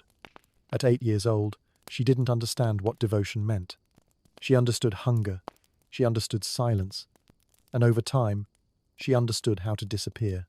She shared the space with Jutta von Sponheim, a noblewoman, not much older than her, who had chosen enclosure as an act of pure piety. Jutta fasted often. She prayed even more. Her fingers were always raw from embroidery and rosary beads. Some said she had visions too, but unlike Hildegard, Jutta never described colours, sounds or lights. Only suffering, only penance. The days followed a strict rhythm: vigils at dawn, lauds at sunrise, mass by midday, vespers in the evening, and in between, chores, prayers, copying scripture by hand. The ink stank, the parchment cut, and the cold bit deepest at night, when the bells stopped and the body remembered it was still flesh. Hildegard obeyed, not because she was holy, but because she had no choice. Yet even in this life of repetition, something inside her refused to stay quiet. The visions kept coming, not every day, not even every week, but often enough that she began to expect them, like guests who never knocked. They didn't speak with words. They moved through her, like breath through lungs. Sometimes they came during Mass, sometimes during sleep, sometimes as she stirred the broth in the kitchen. One moment, she'd be whispering the Psalms. The next, she'd be surrounded by rings of light and music with no source. She tried to tell Jutta once. Jutta listened, stiff and still. Then she made the sign of the cross and said, "It's best to let such thoughts pass. We are vessels, not creators." After that, Hildegard stopped sharing. Instead, she began to listen more closely. Not just to the visions, but to the world around her. To the way the wind howled differently through each crack in the wall. To the scratch of quill on parchment. To the quiet moan of someone praying too hard in the chapel. She noticed how different herbs smelled when crushed between fingers. How rosemary sharpens the air. How lavender softens it. How feverfew, when dried, gives off the scent of clean hay and old books. She began to wonder, if God speaks, maybe he doesn't use words at all. Maybe he uses taste, and texture, and rhythm.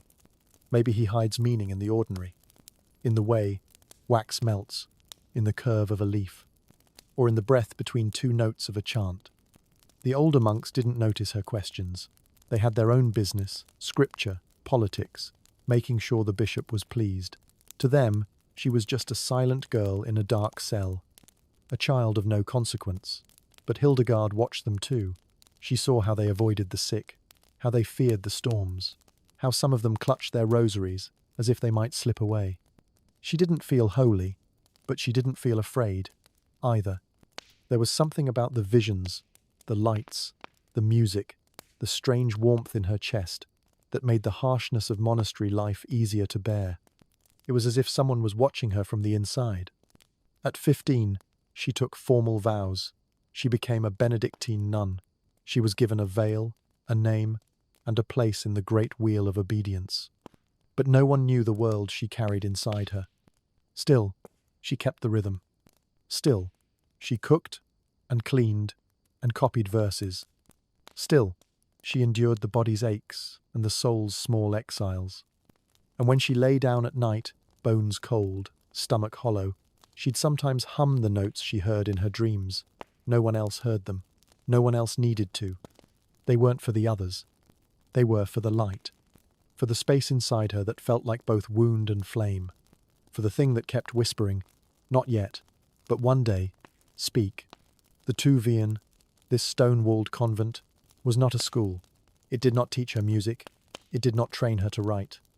But in the silence, in the routine, in the everyday discomfort, Hildegard learned something more powerful than craft.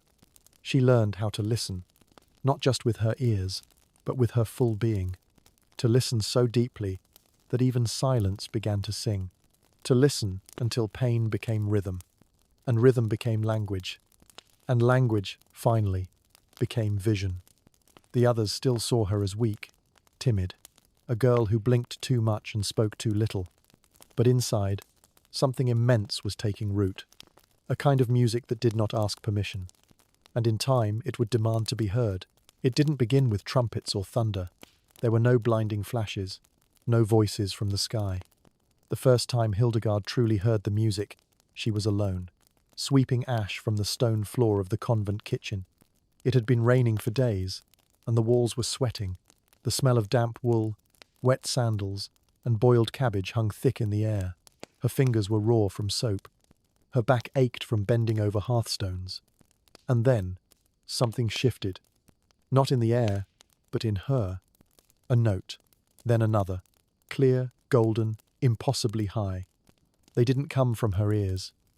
They came from inside her ribs. She froze mid-sweep.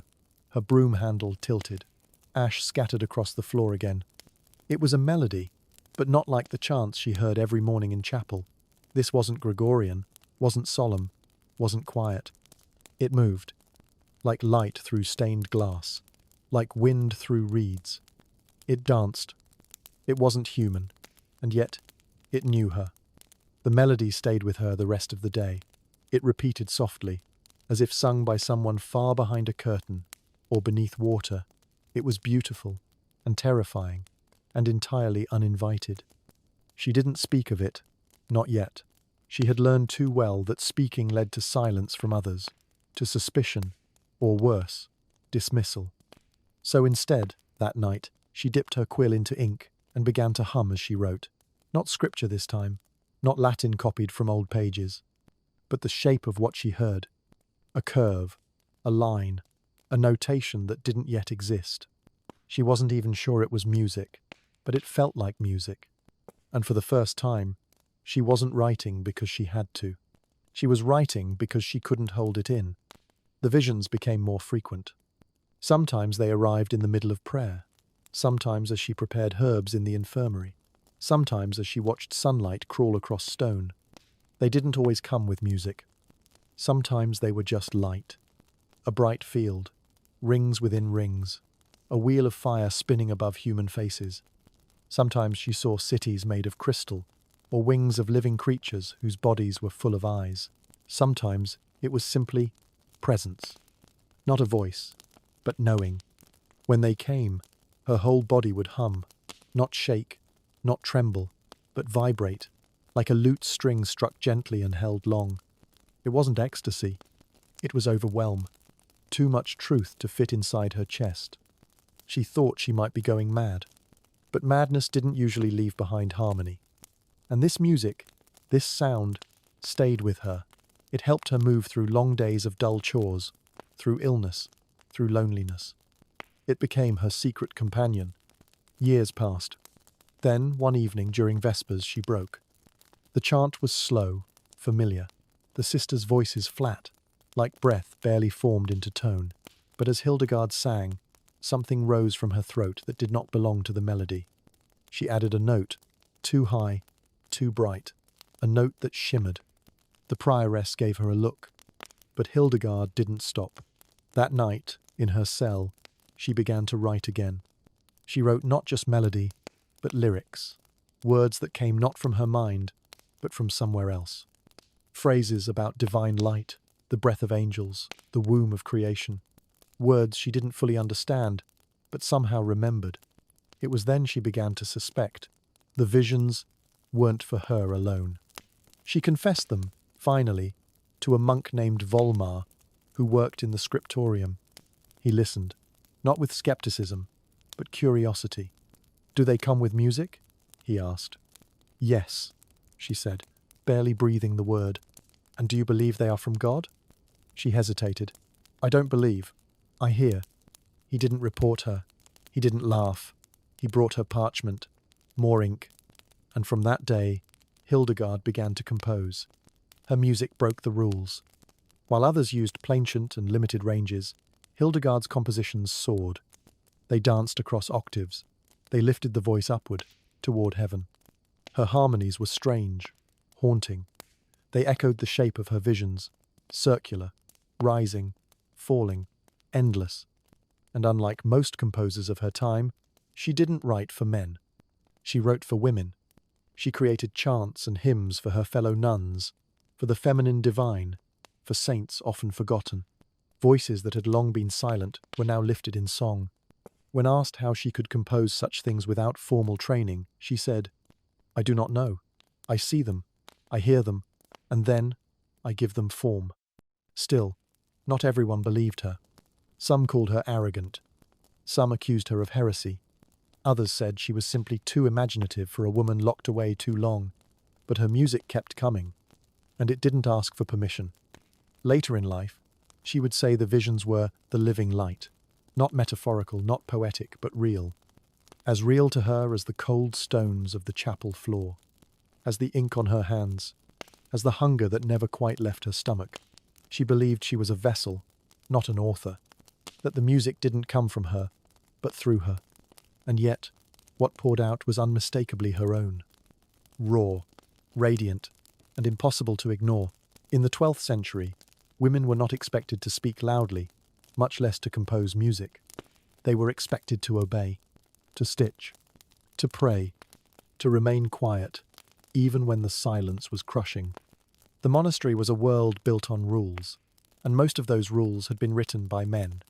Even the songs the nuns were allowed to sing had limits, melodies handed down by tradition, simple, somber, uniform. So when Hildegard von Bingen began writing her own music, it wasn't seen as a blessing. It was seen as a disruption. Because she wasn't just humming to herself in the herb garden anymore, she was writing entire liturgical dramas, antiphons, hymns, sequences, melodies that soared beyond what women were taught to sing, reaching high notes meant for angels, not cloistered voices. And she was doing it all, as a woman. No formal training, no permission, just parchment, ink, and the fire that kept burning in her chest. Some monks whispered that she had gone too far, that her compositions were too elaborate, too emotional, too feminine, as if music could be too alive. Others said she was presumptuous, trying to reach heaven with notes when she should be kneeling in prayer. But Hildegard kept writing. She believed that what she heard was not hers to hoard. That music, especially sacred music, was a form of divine breath, something meant to flow through the human body, not around it. And women, she argued, gently but firmly, were also made in God's image. Their voices, their ideas, their experiences were no less holy.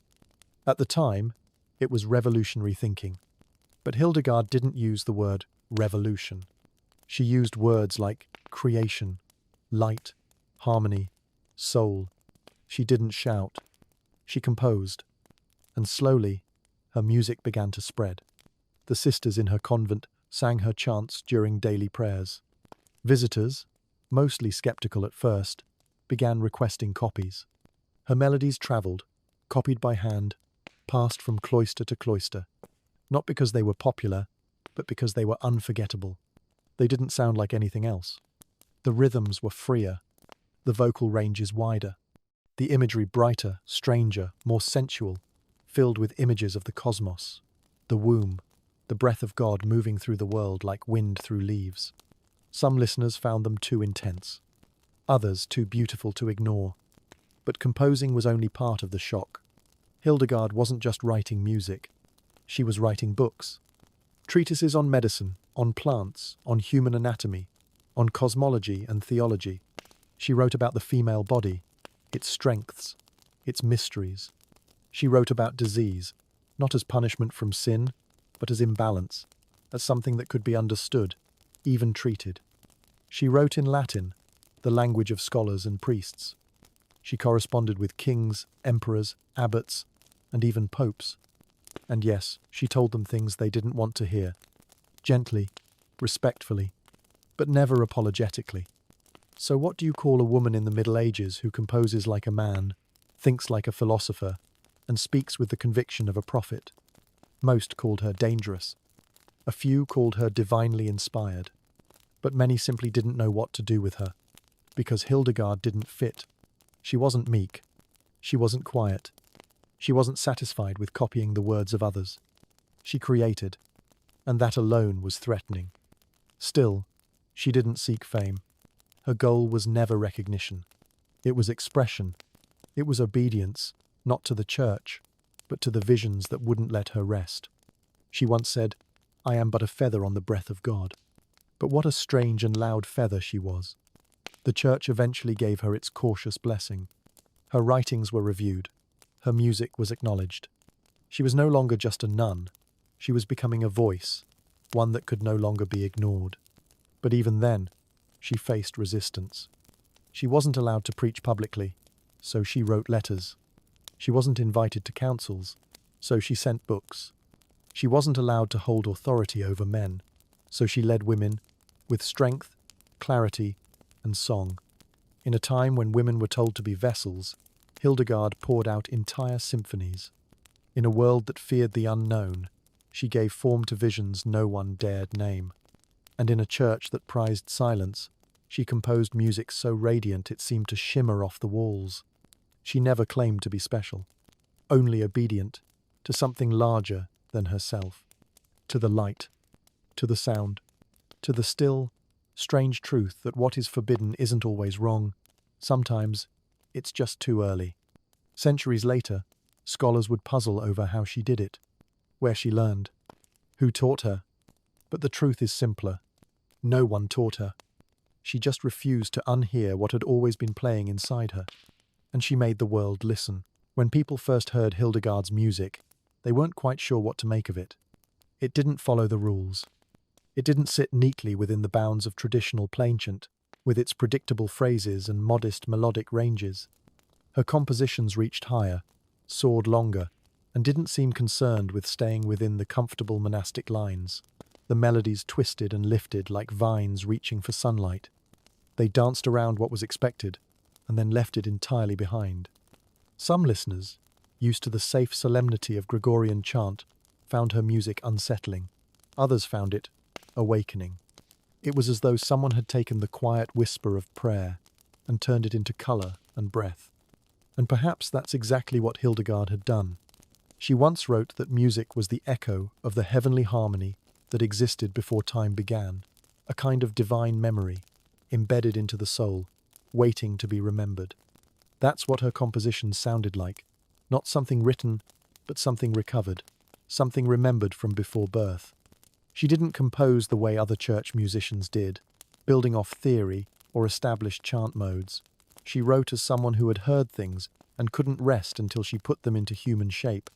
Her most famous collection, the Symphonia Harmoniae Celestium Revelationum, the Symphony of the Harmony of Celestial Revelations, is made up of 77 pieces, antiphons, responsories, hymns, sequences, all of them written for the voices of women.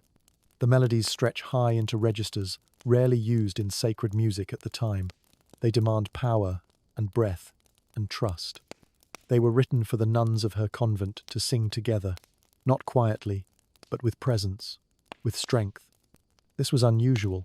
Women's voices in sacred spaces were usually subdued, blended into the background.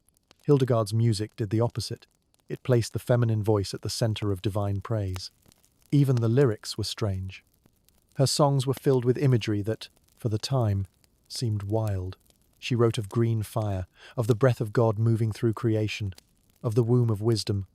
She described the Virgin Mary not only as holy, but as a cosmic event, a point where divinity met blood and breath. Some pieces speak of the body in bold terms, its beauty, its capacity for light, its connection to the earth and stars. She wrote of music as something that could cleanse the soul and realign the body's inner harmonies. To modern ears, her language feels poetic. To her contemporaries, it felt risky. But the truth is, her music wasn't trying to be safe.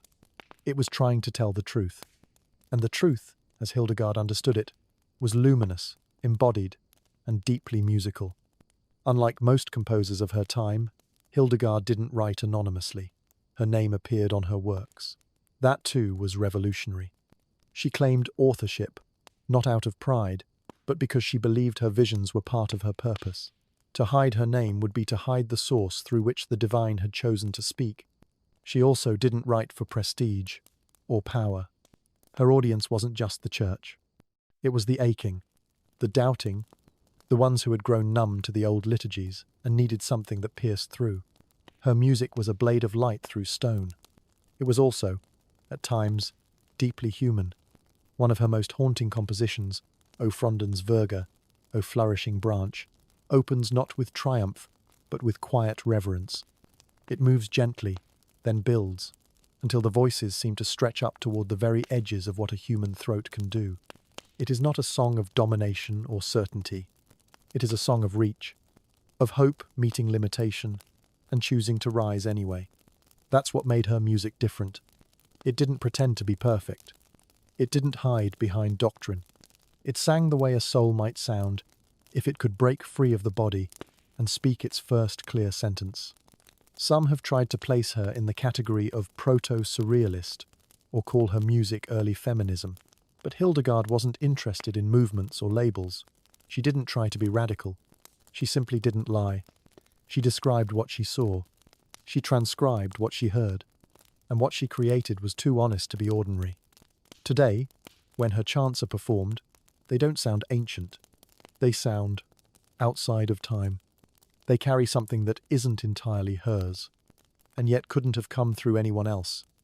There are no recordings of her voice, no paintings she left behind, but through her music, we hear what she heard, we feel what she carried.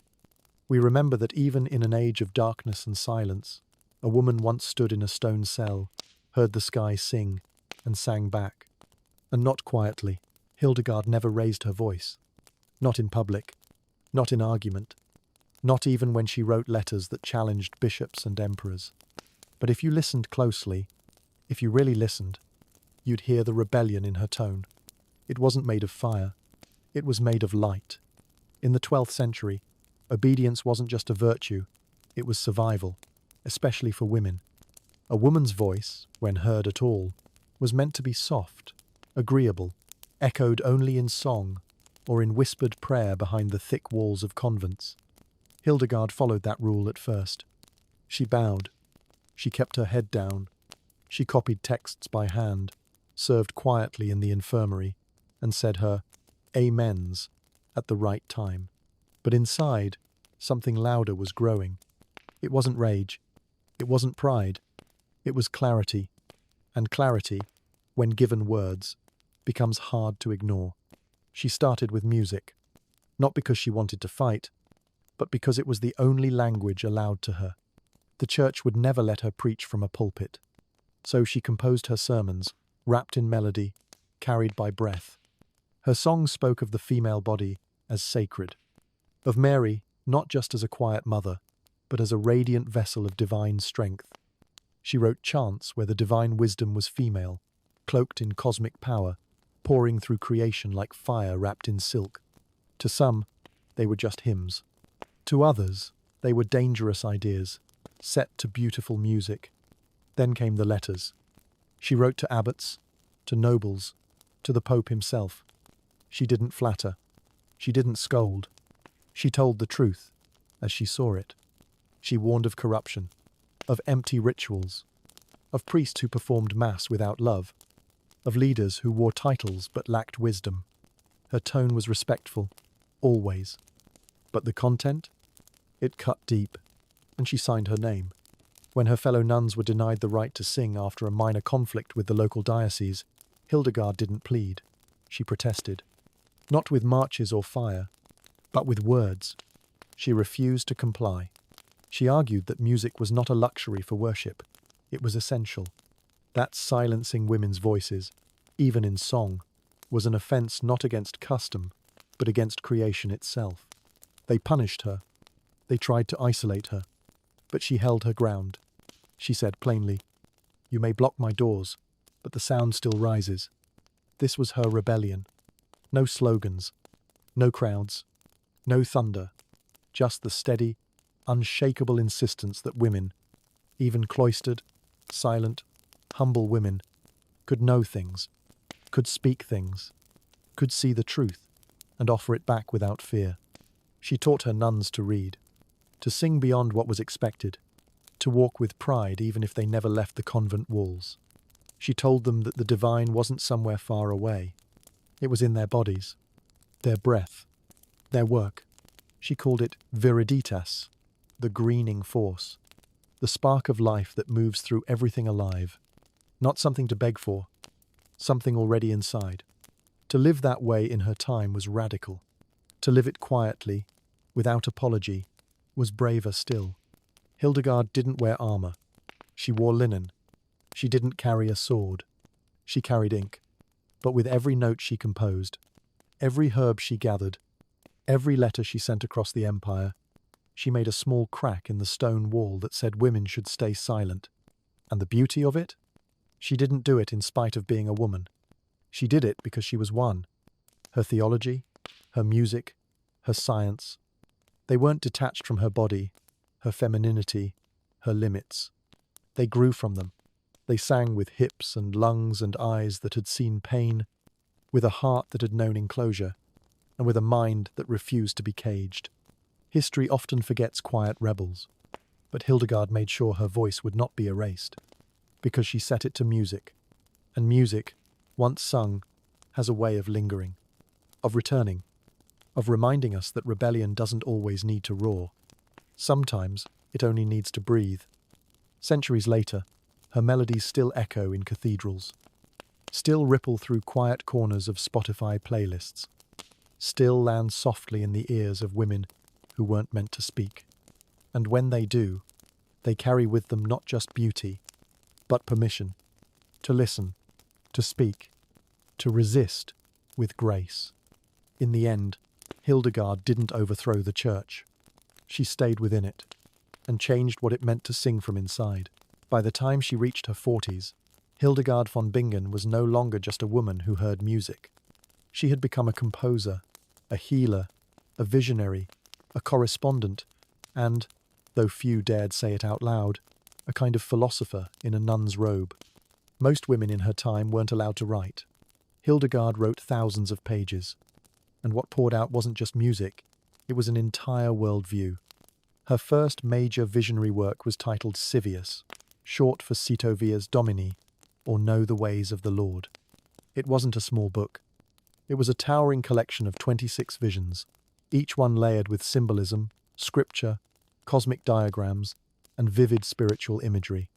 She wrote of stars turning within the human soul, of divine light breathing life into matter, of sin as a distortion of harmony, and of healing as a return to divine music. The images were strange, beautiful, unsettling, circles inside circles, flaming skies, human forms lit from within. But what made Civius truly remarkable was not just the content, it was the authority. Hildegard didn't write as someone wondering. She wrote as someone who knew. And in the 12th century, a woman who claimed to know was rare. A woman who claimed to know because God showed her was either taken very seriously or not at all. In Hildegard's case, she was lucky. Her visions gained support from powerful men, monks, abbots, even Pope Eugenius himself, who encouraged her to continue writing. They saw in her not a threat, but a mystic asset. And she used that space, carefully, but bravely. But she didn't stop at visions.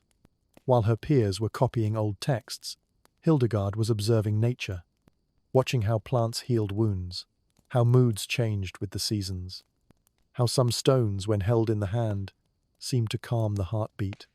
She began to record these patterns, not as folklore, but as early science. Her works Physica and Causae et Curae became full treatises on natural medicine. She listed hundreds of plants, animals, stones, and their uses. She documented treatments for headaches, fevers, digestion, melancholy, insomnia, even sexual health. She described the female body in detail, with accuracy and dignity. At a time when women's health was spoken of in whispers, if at all, Hildegard wrote about menstruation, childbirth, fertility, and even libido, in Latin no less. She saw the body not as shameful, but as sacred architecture, designed with purpose, maintained through balance. Then came Liber Vitae Meritorum, the book of life's merits, a moral exploration of the human soul, but not written like a list of rules, written like a mirror. She spoke of virtues and vices as living forces. She described pride not just as a sin, but as a sickness of the spirit that could be treated through humility, not humiliation, but reconnection with the divine song. Everything returned to harmony in her thinking. Sin was dissonance. Healing was resonance.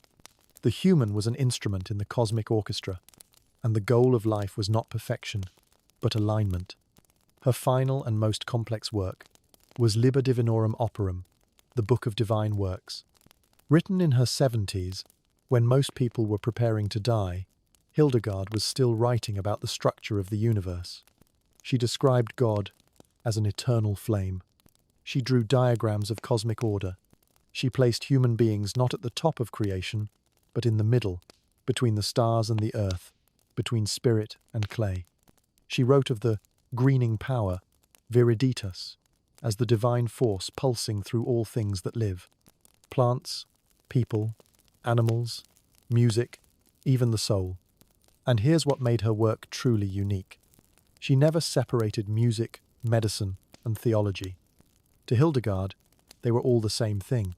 Different languages trying to say the same truth. That we are made of light and soil. That we suffer when we fall out of tune. That healing is not just physical, but spiritual harmonization. When a patient was ill, she didn't just give herbs. She listened to their story. She watched the seasons. She might have sung. Yes, sung. Because she believed certain tones could realign the soul. That music wasn't just beauty. It was treatment. None of this was normal. It still isn't. Hildegard created an integrated worldview centuries before the word holistic existed. She spoke of ecology before there was climate science, of women's health before feminism, of psychosomatic illness before psychology, of sound therapy before sound therapy. She wasn't ahead of her time. She simply refused to be limited by it. And all this, these books, these visions, these songs, were written between headaches, bouts of sickness, church politics, and the constant physical pain of a body that never quite cooperated. She didn't write from an ivory tower. She wrote from a stone cell, by candlelight, with cold fingers, and a pen dipped in ink she ground herself. Today, Hildegard is often remembered as a composer. But to stop there would be like calling Leonardo da Vinci, a guy who drew a few things. She was an entire world packed into a woman's frame. A woman who listened so closely to creation that creation seemed to answer her back. And in that echo, she built a legacy louder than any war drum. For a long time, Hildegard von Bingen's name was quiet. She died in 1179, at the age of 81, an almost mythical lifespan for someone born in the Middle Ages, especially for a woman. She died in her beloved convent at Rupertsberg, surrounded by her nuns, her books, her songs, and the scent of dried herbs that had filled her days for decades. No monument, no grand cathedral inscription, no immediate sainthood, just silence, the kind she had known so well. And yet, like a melody that doesn't quite resolve, she never truly disappeared. Her chants remained in a few manuscripts, tucked away in monastic libraries. Her letters collected dust in archives. Her strange, swirling illustrations sat mostly unseen in aging codices. Even the church, while impressed by her piety, wasn't quite sure what to do with her. She was too mystical for theologians, too intellectual for mystics, too female for tradition, too visionary for categorization. So she was filed away, quietly, politely, like a drawer you don't know how to label. And there she stayed, for centuries. But the world changed, and one day, centuries later, it began to listen again. Not because someone told it to, but because it needed her. It started slowly, almost invisibly. A handful of scholars in the 19th century came across her writings while researching medieval medicine. They were shocked to find that her observations, written by a cloistered woman in the 1100s, were not only coherent, but insightful. Her herbal remedies, her psychological interpretations of illness, her theory of bodily balance through nature, it was all startlingly modern. Later, in the mid-20th century, musicians rediscovered her compositions. They were unlike anything else from the period. Not just for their beauty, but for their voice. Vivid, daring, feminine, spiritual and powerful in a way that didn't sound old at all. It sounded eternal. Performers began to revive her chants, first in quiet chapels, then in concert halls, then on recordings, then in film soundtracks.